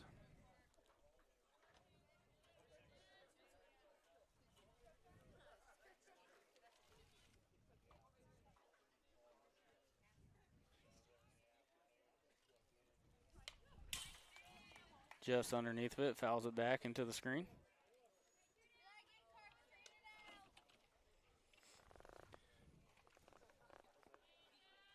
What you got going on the Sabetha game? Well, I've got too many things going on again. It looks as if Riverside has pulled out a 7-6 win against Sabetha in game 1. Smith waves that one down on the count 0-2. But the game changer has not quite gone final yet. But it does say it's the bottom of the 7th with Riverside leading 7-6 as the home side. So underneath of it, and Smith goes down swinging for the 3rd out of the inning. So 3 more strikeouts to add to Burkett's total today. It's Strand a runner at first. 1-1 ball game as we go bottom 2. We'll be right back.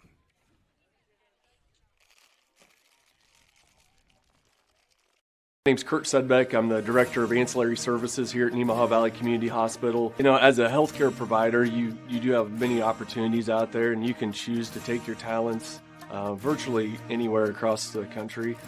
My wife and I chose to raise our children here. At the end of the day, this is a perfect mix for us. You know, we're predominantly where our family is, doing the things we love to do, and surrounded by good people.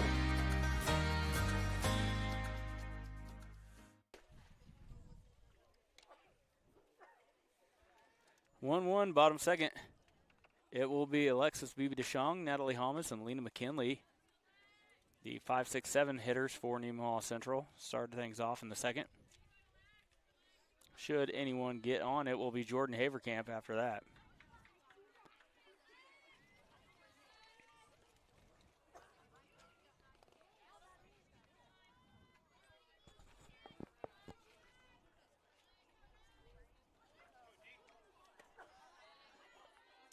Takes ball 1 low.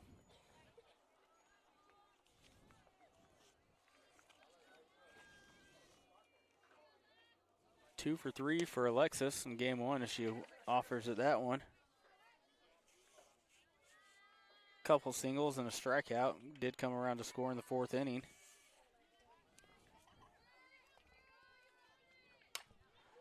Hits that one a mile high. It's going to stay on the infield. Wolf is there. She catches it to record the out.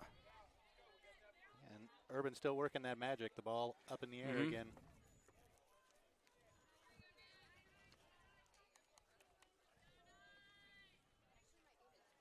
Thunder just need to get that ball up in the air and deep, and I think they'll be in good shape. Squares around to bunt, and there's going to be no play at all. That is obstruction. Take two.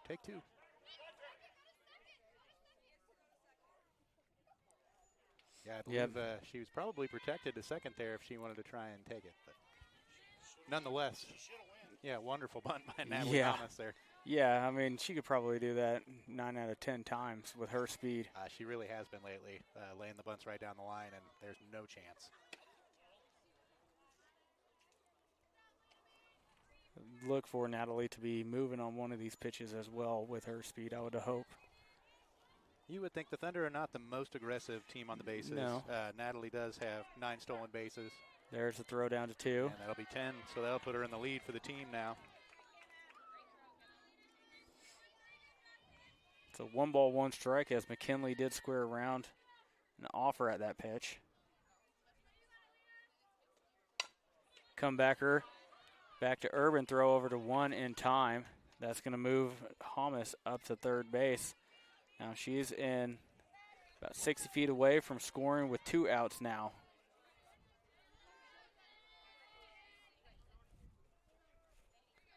And it will be Jordan Haverkamp. Strike called.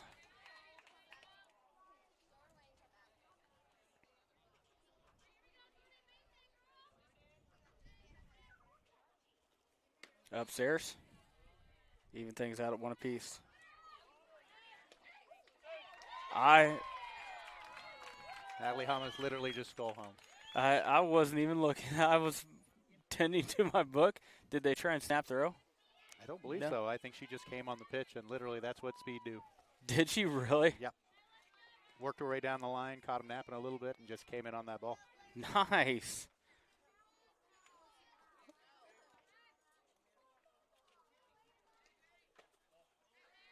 Outside. 2-1 now.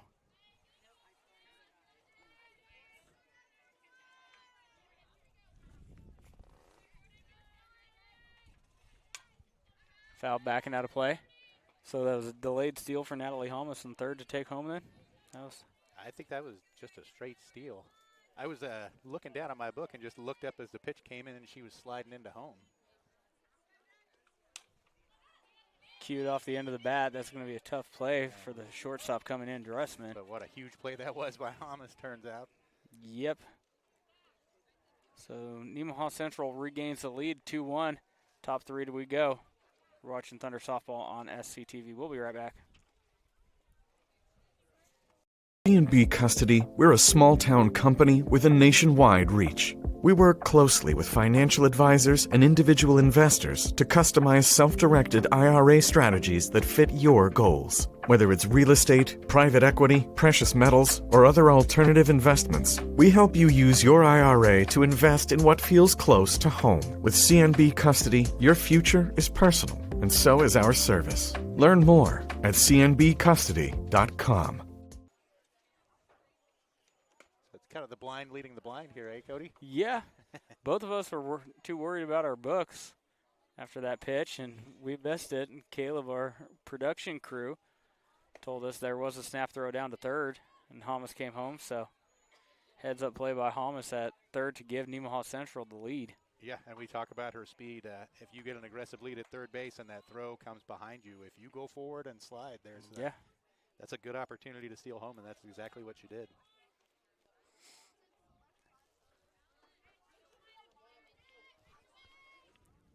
Back at the top here, Cody, I think, is this Dressman? This will be Dressman. Hits a shot to left field. Haverkamp is there. She squeezes it for the out. Thought she had her there off the bat. I did too. Warning track power. It looked like that thing was tailing quite a bit over to the left field line. Kind of hung up a little bit too. Made it a bit easier play for Haverkamp. Gonna bring up Dedamore. Ball outside.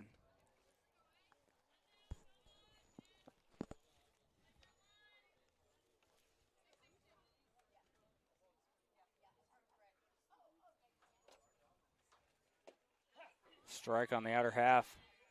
Even things up at 1 apiece. Yeah, Urban on deck, followed by Wolf.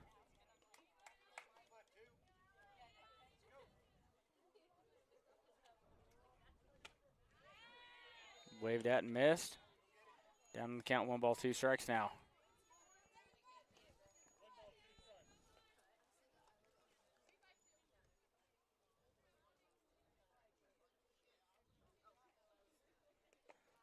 Ball low in the dirt. 2-2. Dedamore popped out to the catcher. Emma Hermish made a heck of a play in that first inning to retire her. Swung on and missed, and another strikeout for Alex Burkett on the evening. Now 2 down in the inning, and it will be Urban up to bat. That's another quick score update for you here. Riley County figures into a little bit of the mix with the Thunder, although with a win in the first game, they may not so much for the Thunder, but they are down 19-15 to Clay Center in the bottom of the 6th of their first game tonight. Popped up and out of play. Yeah, it's kind of a log jam between 9, 10, 11 spots. Yeah, down 9 to about 12 or 13. Like, these 3 games have a big impact on how things will go. Swung on, just got a piece of it, but she'll be down in the count, 0-2. These 3 matchups, I should say, 6 games total. But did Alex get sunburnt? Does she get sunburnt? Did she get sunburnt? I am unsure, maybe. Well, I would never would have noticed it, but I heard her talking in between games. She goes, "My face is as red as a tomato." So I'm not used to the sun and working hard. I figure I'd give her a hard time if she ever goes back and looks at this. Strike 3 called, and another K for Burkett, as that one's looking. It's a 2-1 ball game as we go bottom 3. You're watching Thunder Softball on SCTV. We'll be right back. What does it mean to be an independent insurance agency? Here at SBS, it means that our customers can be confident in knowing they are getting the coverage they want for the most competitive rates. With our independent status, we are able to partner with multiple competitive companies to quote your personal, farm, business, and life insurance needs. Contact your local SBS office today to find out what an independent agency can do for you.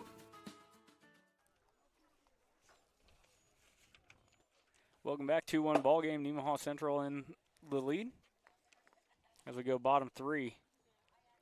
Quick developing game, much like the first one. Yeah. You know, both pitchers really get after it. Not a whole lot of standing around on the mound. I can appreciate that. Yeah, and I can't recall. Did NC they had a 5-run inning maybe at some point there? I know they just kind of tacked on. 6-run inning third. Okay. So this is about the time that they exploded against Marysville in the first game. Yeah, turned that lineup over probably at some point and then got her the second time through. It was Nordis with the home run in her, was it her first at bat? Nordis had the home run in her first at bat, yep. Okay. Then had a single and came around to score in her second. Foul tipped. It will be Austin Jones, then it'll turn back over to Marin Heinen and Alex Burkett.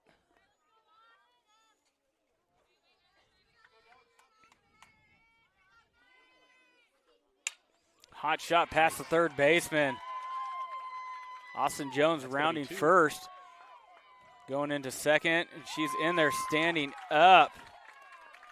So leadoff runner on 2. It's a great way to start the inning for Nemaha Central. And we talked about the last game here at home for Marin Heinen, a couple of the last series, a couple home runs over the left field fence. Mm-hmm. So she's been swinging a hot bat here lately.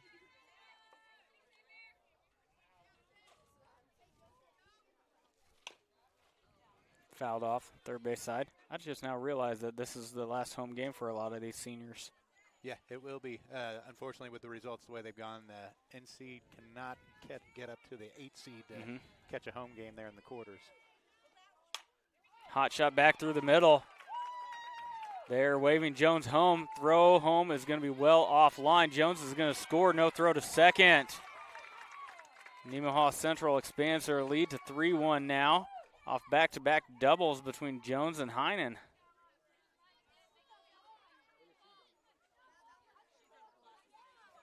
Up next will be Alex Burkett. See if she can keep the train moving.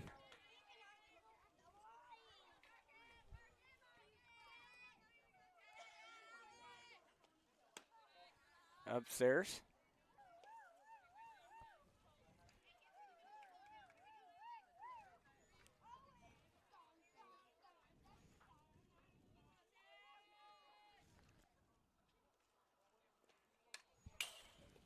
Just underneath of it. 1-1.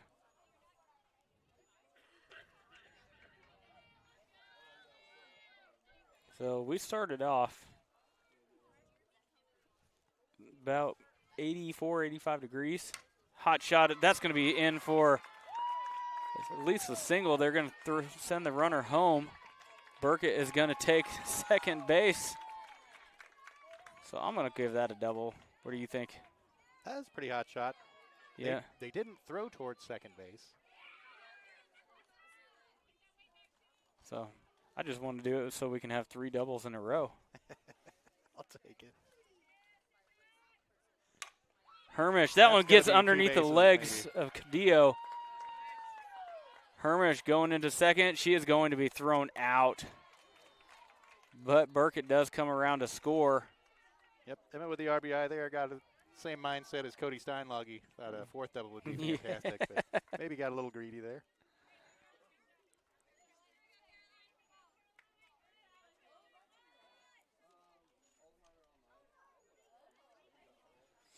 It'll be Nordis now. She gets underneath of one, kind of floats one into right field. Smith is there to record the out. That'll bring up Alexis.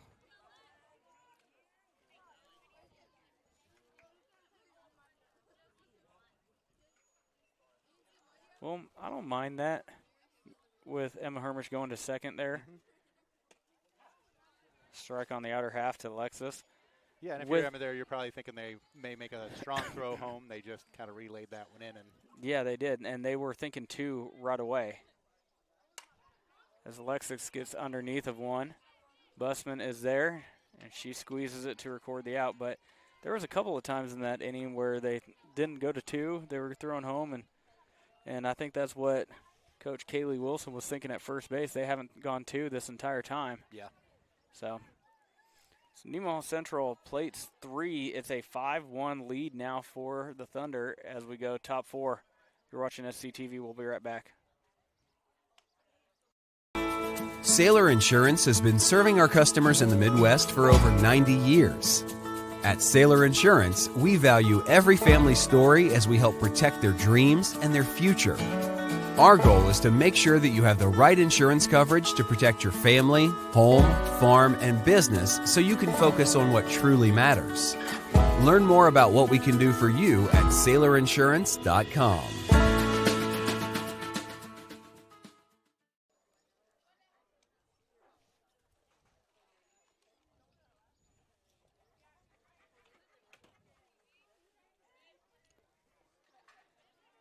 Five-1 ball game now, so we are in the top 4.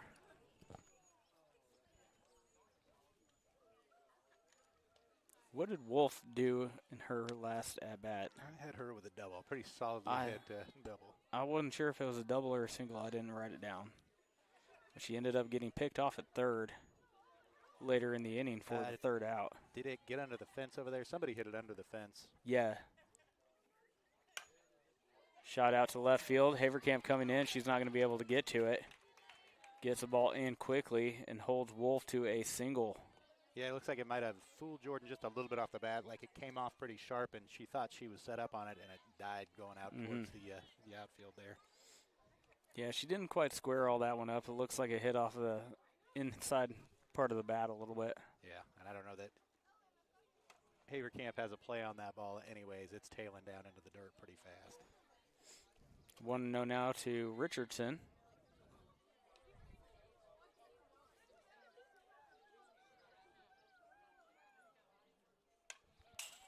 Underneath of it, back to the backstop.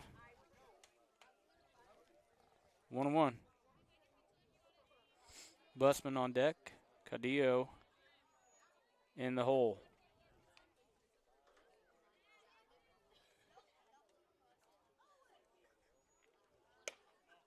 Ooh, thought that caught a little bit of the black. Umpire didn't see it that way. 2-1. Yeah, I haven't really cataloged any particular spots this umpire seems to like. Over to short, they get the lead runner at 2. No chance for the double play. So Richardson is on with the fielder's choice. Yep, don't turn 2 there, but you do get the lead runner. Always nice. Yeah, absolutely. That ball wasn't hit hard enough to really be able to turn. It will be Busman now. Little flare out to right field. That looks like it's going to drop. Uphouse is on it. So they limit that to just a single as Richardson was unable to advance past second base.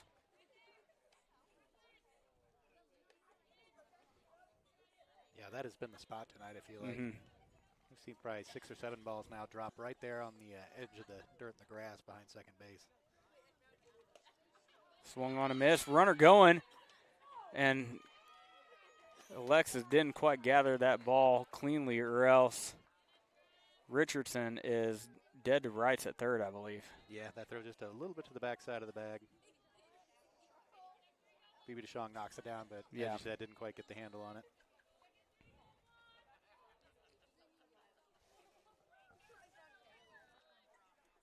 No balls, 1 strike to Cadillo, who struck out looking her first plate appearance.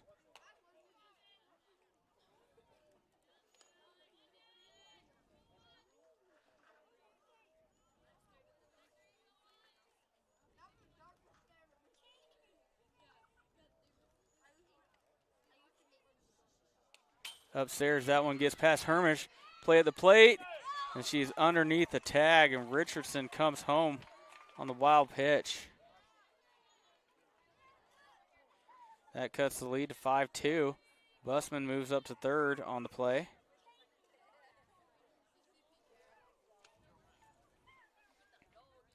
Yeah, Burkett is, she's kind of missed high here pretty much throughout both games. She's been up in the zone. That one quite a bit higher and high enough that Hermish can't get a snag to it. Allows the run to come home.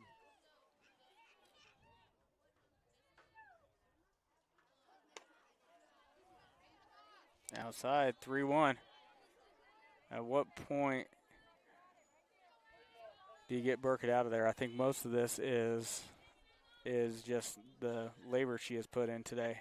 Yeah, it could be. Like I said, she's at 130-some pitches, which hasn't been, she's been throwing that much in a night. She's been throwing up to 200 pitches a night for a few weeks here, so. Might be the heat is getting to her just a little bit. Swung on and missed and gets Cadillo to strike out for the second out of the inning. That will bring up Nelson. Nelson, 3 at-bats all in the day. This will be her third. Singled on the first 2. Hits it a mile high. That one's going to be tough for Alexis. She does catch it for the third out. And Marysville strands that runner at third. So nice job by the Thunder there to work around a little bit of trouble and get that threat ended with a lead still. Yeah, you'll give up 1 run if that's all it is every time in that situation. Absolutely. So we'll be right back. Nemaha Valley Motors has been proudly serving our Northeast Kansas community for over 5 decades. Come check out our great selection of vehicles from Chrysler, Dodge, Jeep, Ram, and GMC trucks. Don't see what you're looking for?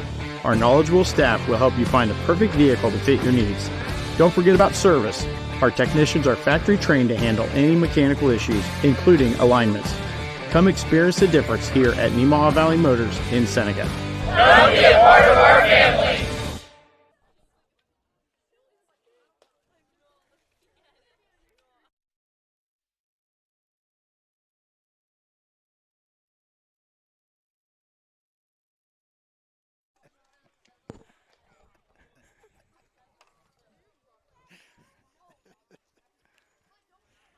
A little bit of a catching clinic here. Yeah. Nick Wolf, one of the assistants for Marysville, guy we both know fairly well, coming out to warm up their pitcher. We told him we want to see him pop up and throw second. We want to see what that pop time looks like. No, nobody's running on you.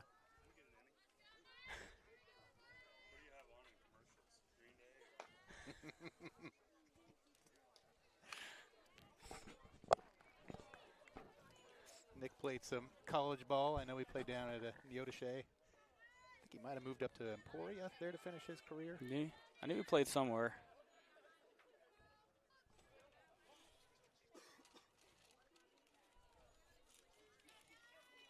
So it will be Holmes who got on with a single in the second inning, came around to score the second run of the game.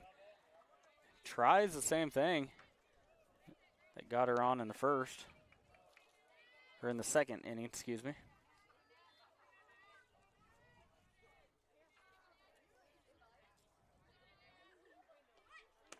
Pulls the bat back, 1-1.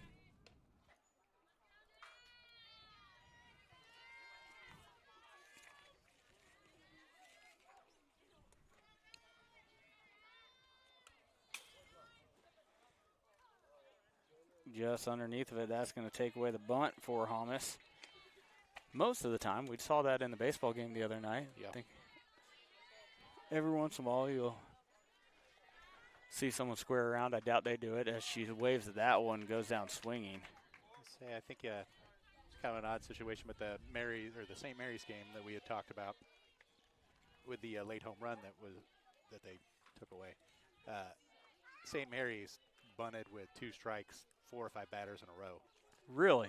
Literally just every batter was showing bunt and then 2 strikes showing bunt. I don't know if they were just trying to work on something, thought the game was out of hand, but it was odd to say the least. That's what I was going to say. Are they just waving the white flag in that situation? Yeah, I mean, there were definitely more than one odd situation in that first game.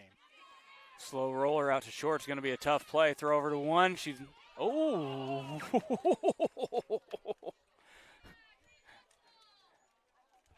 That was wrong.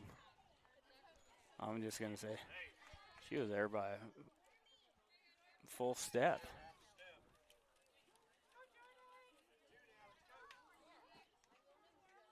So that'll bring up Jordan Haverkamp and nobody on. That thing has some nasty spin on it. Yep. She hit that off the very top centimeter of that bat.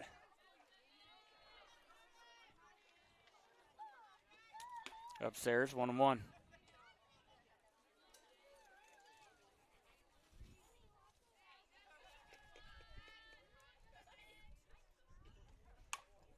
Foul that back and out of play.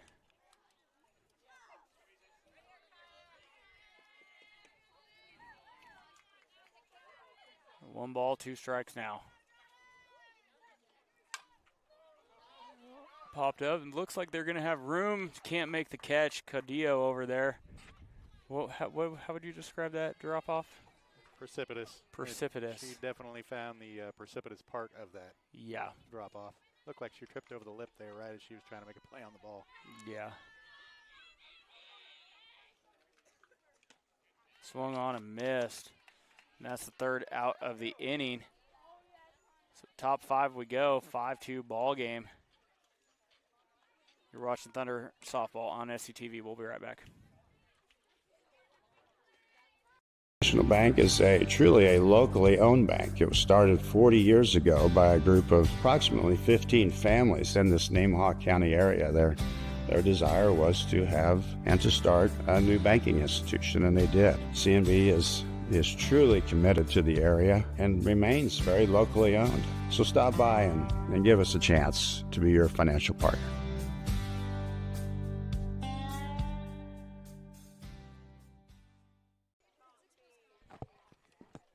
Welcome back, 5-2 ball game. Nemaha Central still up. It will be Alex Burkett still out there towing the rubber for Nemaha Central as well. It will be Smith, the 9-hitter, then it'll turn back over to Dressman and Dedamore. Oh, Emma Hermish going Benito Santiago style from the knees. Mm-hmm.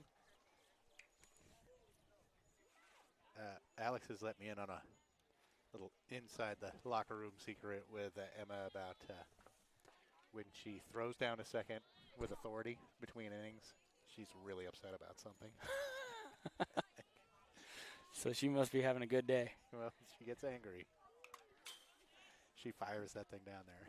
Clipped. Foul off the top of the head of Emma Hermish. So look for a rocket between innings next inning. Never fun to get hit with the ball off the foul. That one wasn't much. Just barely clipped her. In the dirt, 1-1. Yeah, she had one. I think I mentioned it earlier here, the last series against Jeff West that caught her square in the forehead on the helmet and needed a minute.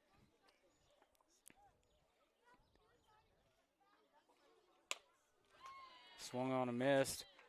1-2. Did you see, I can't remember what college baseball game it was, but fouled ball back to the umpire, hit him square, and knocked him out cold? I did not see that. Yeah, that happened about a week ago. Little pop up. McKinley is there. She's got it. Maybe it was headed for that dead spot we've been talking about all night out behind second, but McKinley able to range it over glove side, make a play on it. Yeah, it wasn't quite deep enough for that dead spot. Yeah. It will be Dressman now.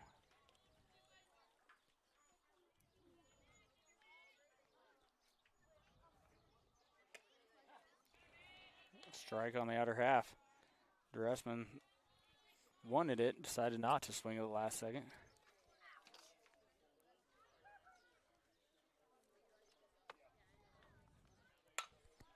Shot out to center field. Hamas is there. 2 up, 2 down in the 5th.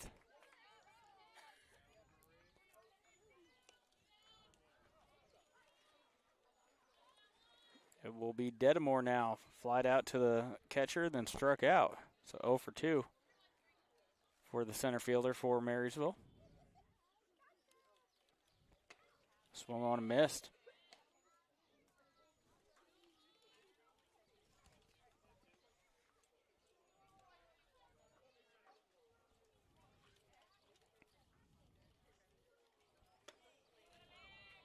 Same pitch, same results. Dedamore down 0-2. What's she come back with here now, Bo? Probably the rise ball, but I don't know how well she's located it here this second game. That's what my thought would be. Nope. And maybe she realizes that too, that it's not quite doing what she wants it to. Looked like she was working up there, but up and away. Maybe a screwball. There she came back with a rise. Rose just a little too high. Now everything's even. Yeah, and I know left-handed hitter, she's probably going to work that, mix the screwball in a little more heavily than she would. So see if she goes to it here, try and get her reaching for it. Yeah. Upstairs, or what was that? I was up and out. I don't know that it was a screw. I don't think it was. Either way. Yeah, it was effective. Yep, either way, Dedamore goes down swinging for the second time tonight. Bottom 5 we go, 5-2 ball game. Nemaha Central in the lead. We'll be right back.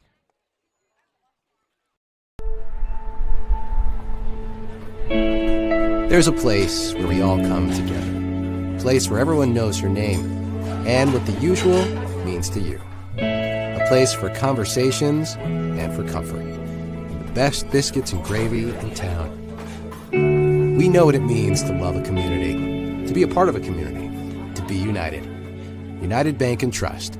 Banking for your way of life. Member FDIC, Equal Housing Lender.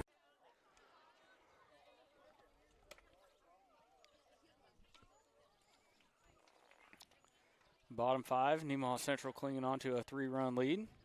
It will be Austin Jones, then it will turn back over to Marin Heinen and Alex Burkett. Last time Nemaha Central started out the inning like this, Austin Jones got on with a double. Then we had 2 consecutive doubles afterwards. Started the what would you call that? The double train? Double trouble? I don't know. Double something. The triple double? Oh, boy. Oh, shot into right field. Nice play by Smith as that thing took a nasty hop when it bounced. Able to snag that, or Jones might still be running. Yeah.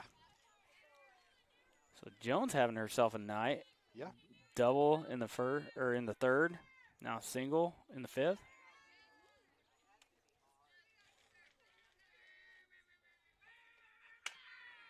Ooh. Hot shot over to 3rd. Yep, they double her up at 1st. So that'll be a 6-3 double play.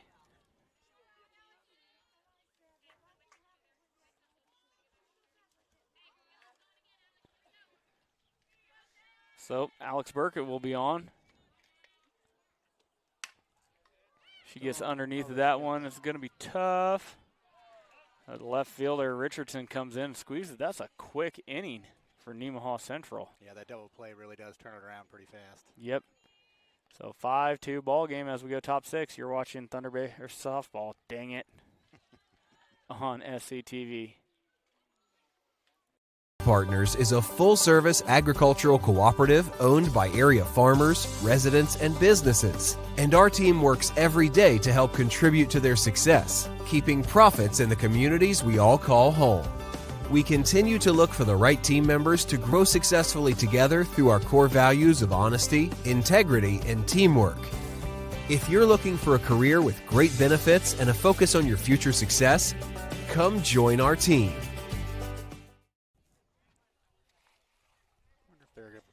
Start the second game over in Riverside. Nope. They got action over there? Yep. Top of the first. That just goes to show how quickly the night's going for these two teams. Yeah. Already in the top of the 6th inning in game 2 here. It's been, rolling right on.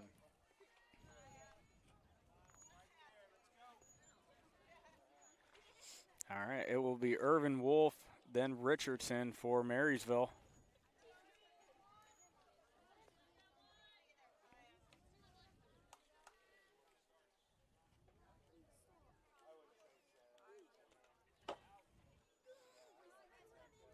Low and in the dirt. Urban had to get out of the way of that one or else. Yeah, just about clipped her on the toe there on the way by.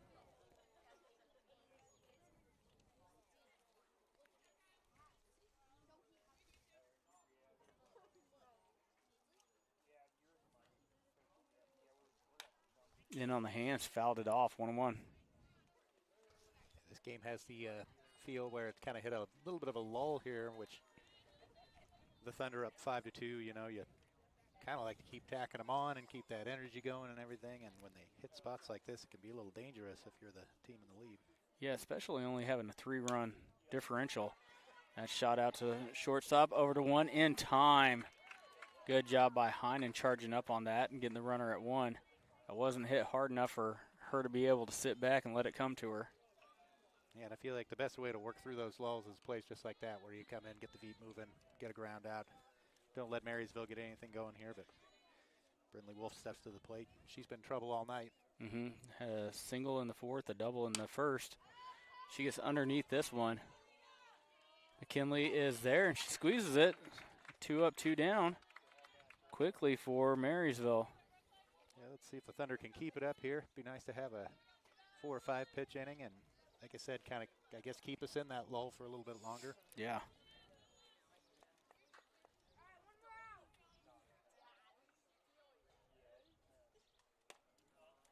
Outside, Richardson is up. 1 ball, no strikes.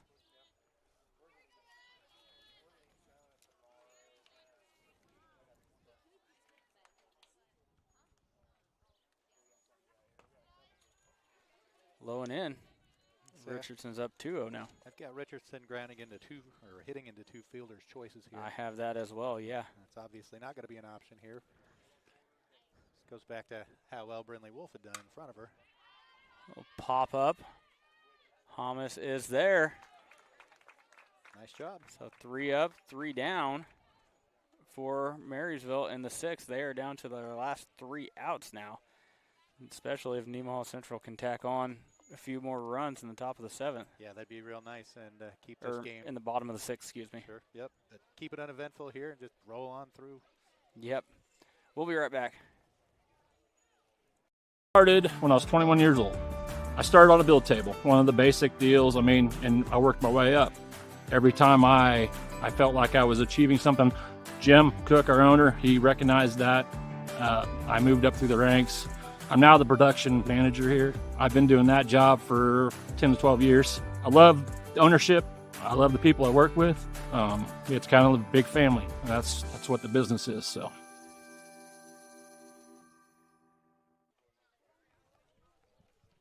Bottom 6, Nemaha Central up 5-2. It will be Hermish, Nordis, and BB DeShong.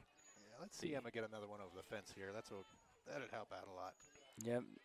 So really the heart of the order, especially power-wise. Hermish shot into left field. Oh, that one gets by. past the left fielder. Hermish is going into second. She rounds second a bit, but no advancement past it. Good start. Absolutely. That was a hard hit, but just like we saw in the last inning, when it hits that grass, it took a nasty jump to the left. Yeah, it did. Richardson wasn't able to keep it in front, gets all the way to the fence, and Hermish moves up to 2. Nordis, that one's through the infield. Dedamore has it in center. Long throw home. That's going to allow Nordis to go to second base. That's another one. Just get that one to your cutoff there, and you can keep Nordis at first. Yep.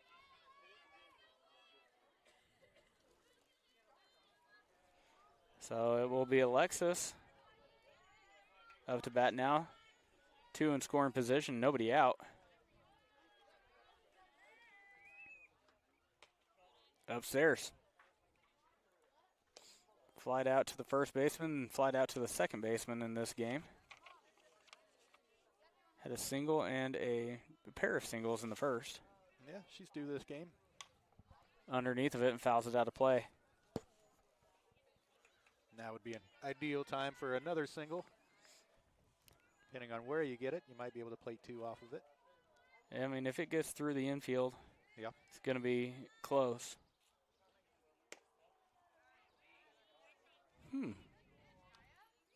That was the first time I really wondered where that pitch was all night. Yep. I had that as pretty clean in the zone. Offered at and missed. So Alexis with 2-2 count now. Needs a battle to protect.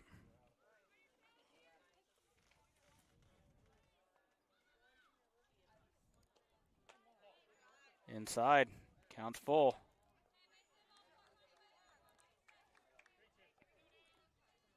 See if Alexis can win the battle here. Was that, Caleb, a full count? Is that what you said? Just underneath of it.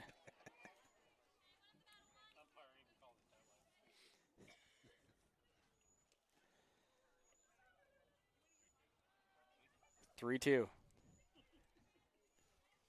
Here's the payoff pitch. And upstairs. So bases will be jacked for Natalie Hamas. Not sure this is a scenario where you want to see her square around. Yeah. We'll see how aggressive Emma Hermish is with the lead down there at third. Underneath, the wind's going to hold that up. It does stay in play, but no one's able to record the out on it.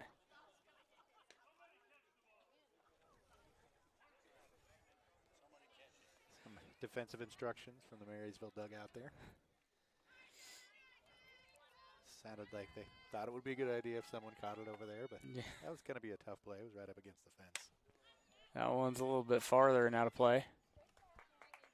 But Hamas is down 0-2.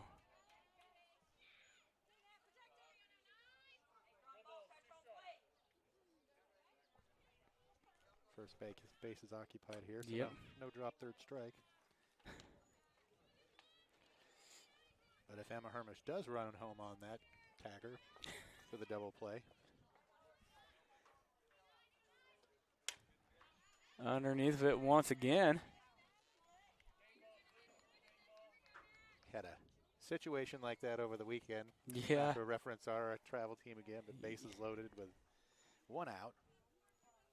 And had a girl swing and miss. Ball came out, and the runner on third broke home.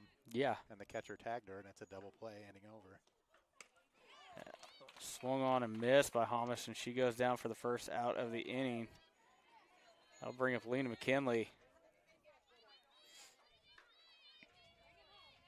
And that was a big spot in the game, too. Yeah, it absolutely was. If the runner had scored, we'd have lost. They'd have walked us off. Which we ended up on the wrong end anyways, but we got out of that jam, so teachable moments. Yeah. The one that they walked us off on would have would have cleared this 200 fence by a good 30 feet, I think. She got a hold of it for sure. It was 225 and on the warning track. I mean, the yeah. spot we were at. There Come back through the middle. That one's through the infield. One runner's going to score. Another run around third. And then they're trying to get Alexis over to third, and that ball squirts out. Alexis is coming home as well.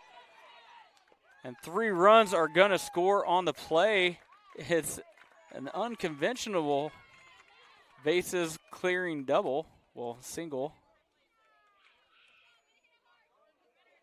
Yeah, and I think Marysville on a couple of those throws, if they just catch it cleanly.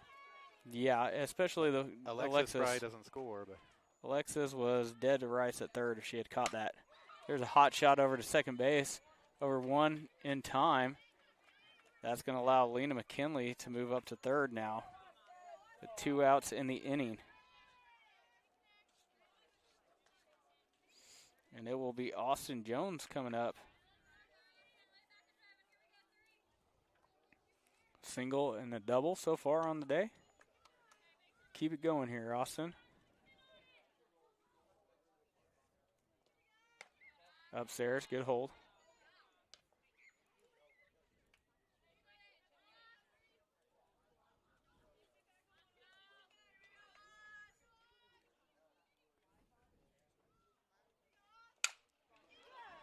that's going to get through. That's Come on, Austin. Oh. Got her at first base. Got it past the third baseman, couldn't get it past the shortstop. Nice play by Dressman coming over and grabbing that ball, throwing her out. But Nemaha Central plates 3 more. It's 8-2.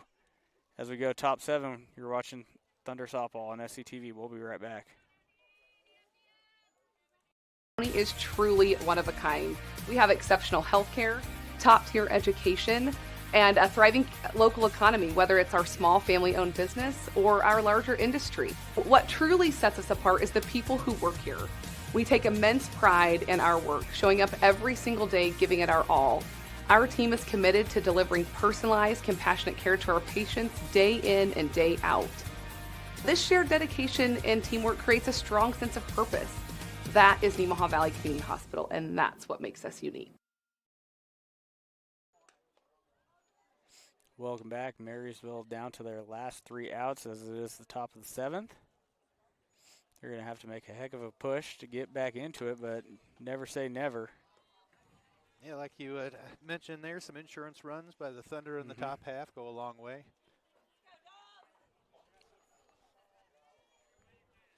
So I'm going to have to dispute what Alex told you because Emma jumped up and threw that one to second with authority, but she also turned around and had a big smile on her face. So, well, maybe they were discussing hot shot. Oh, they got a chance. Oh. Man, there were about 2 sensational plays that almost happened on that ball. Yeah.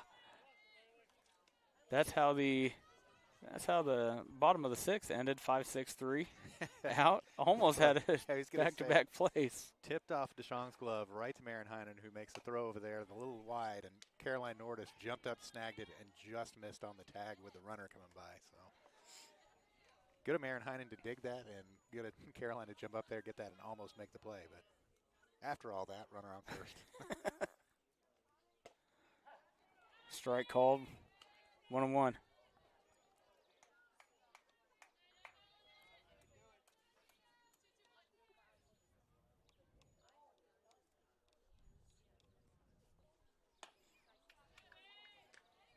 Got her to chase one up in the zone. 1 ball, 2 strikes. So game 2 over in Riverside. Sabetha's jumped out to a 2-0 lead, but Riverside now has the bases loaded with 1 out. Bottom 1. Yep, we're pulling for Riverside, obviously. Yeah, won't affect their seed if they were to win or lose either way. They are locked in at the 1. Swung on and missed, and down goes Codillo. But with a win already in the books there for Riverside, I think even a split may keep would keep the Thunder ahead of Sabetha at this point. With 2 wins, they will definitely move ahead of them.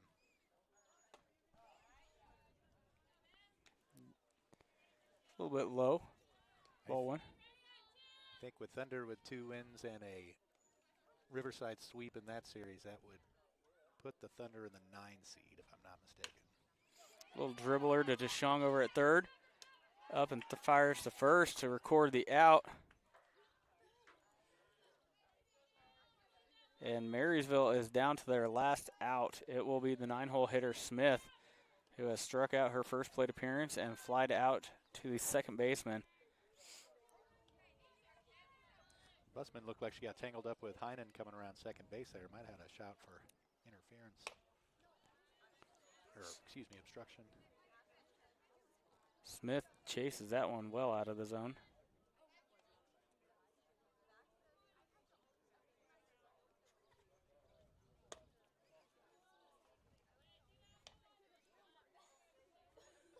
That'll even things out, 1-1. Come back upstairs.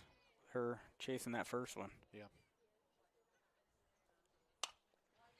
Grounder over to one in time. Nemaha Central sweeps Marysville with an 8-2 win in Game 2 after a 10-0 win in Game 1.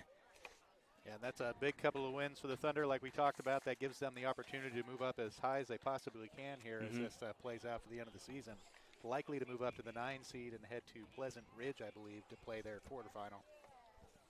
Pleasant Ridge is, man, that's where it's at. I do not know. I'd have to look it up. It's a pretty good drive. Is it? I remember, yeah.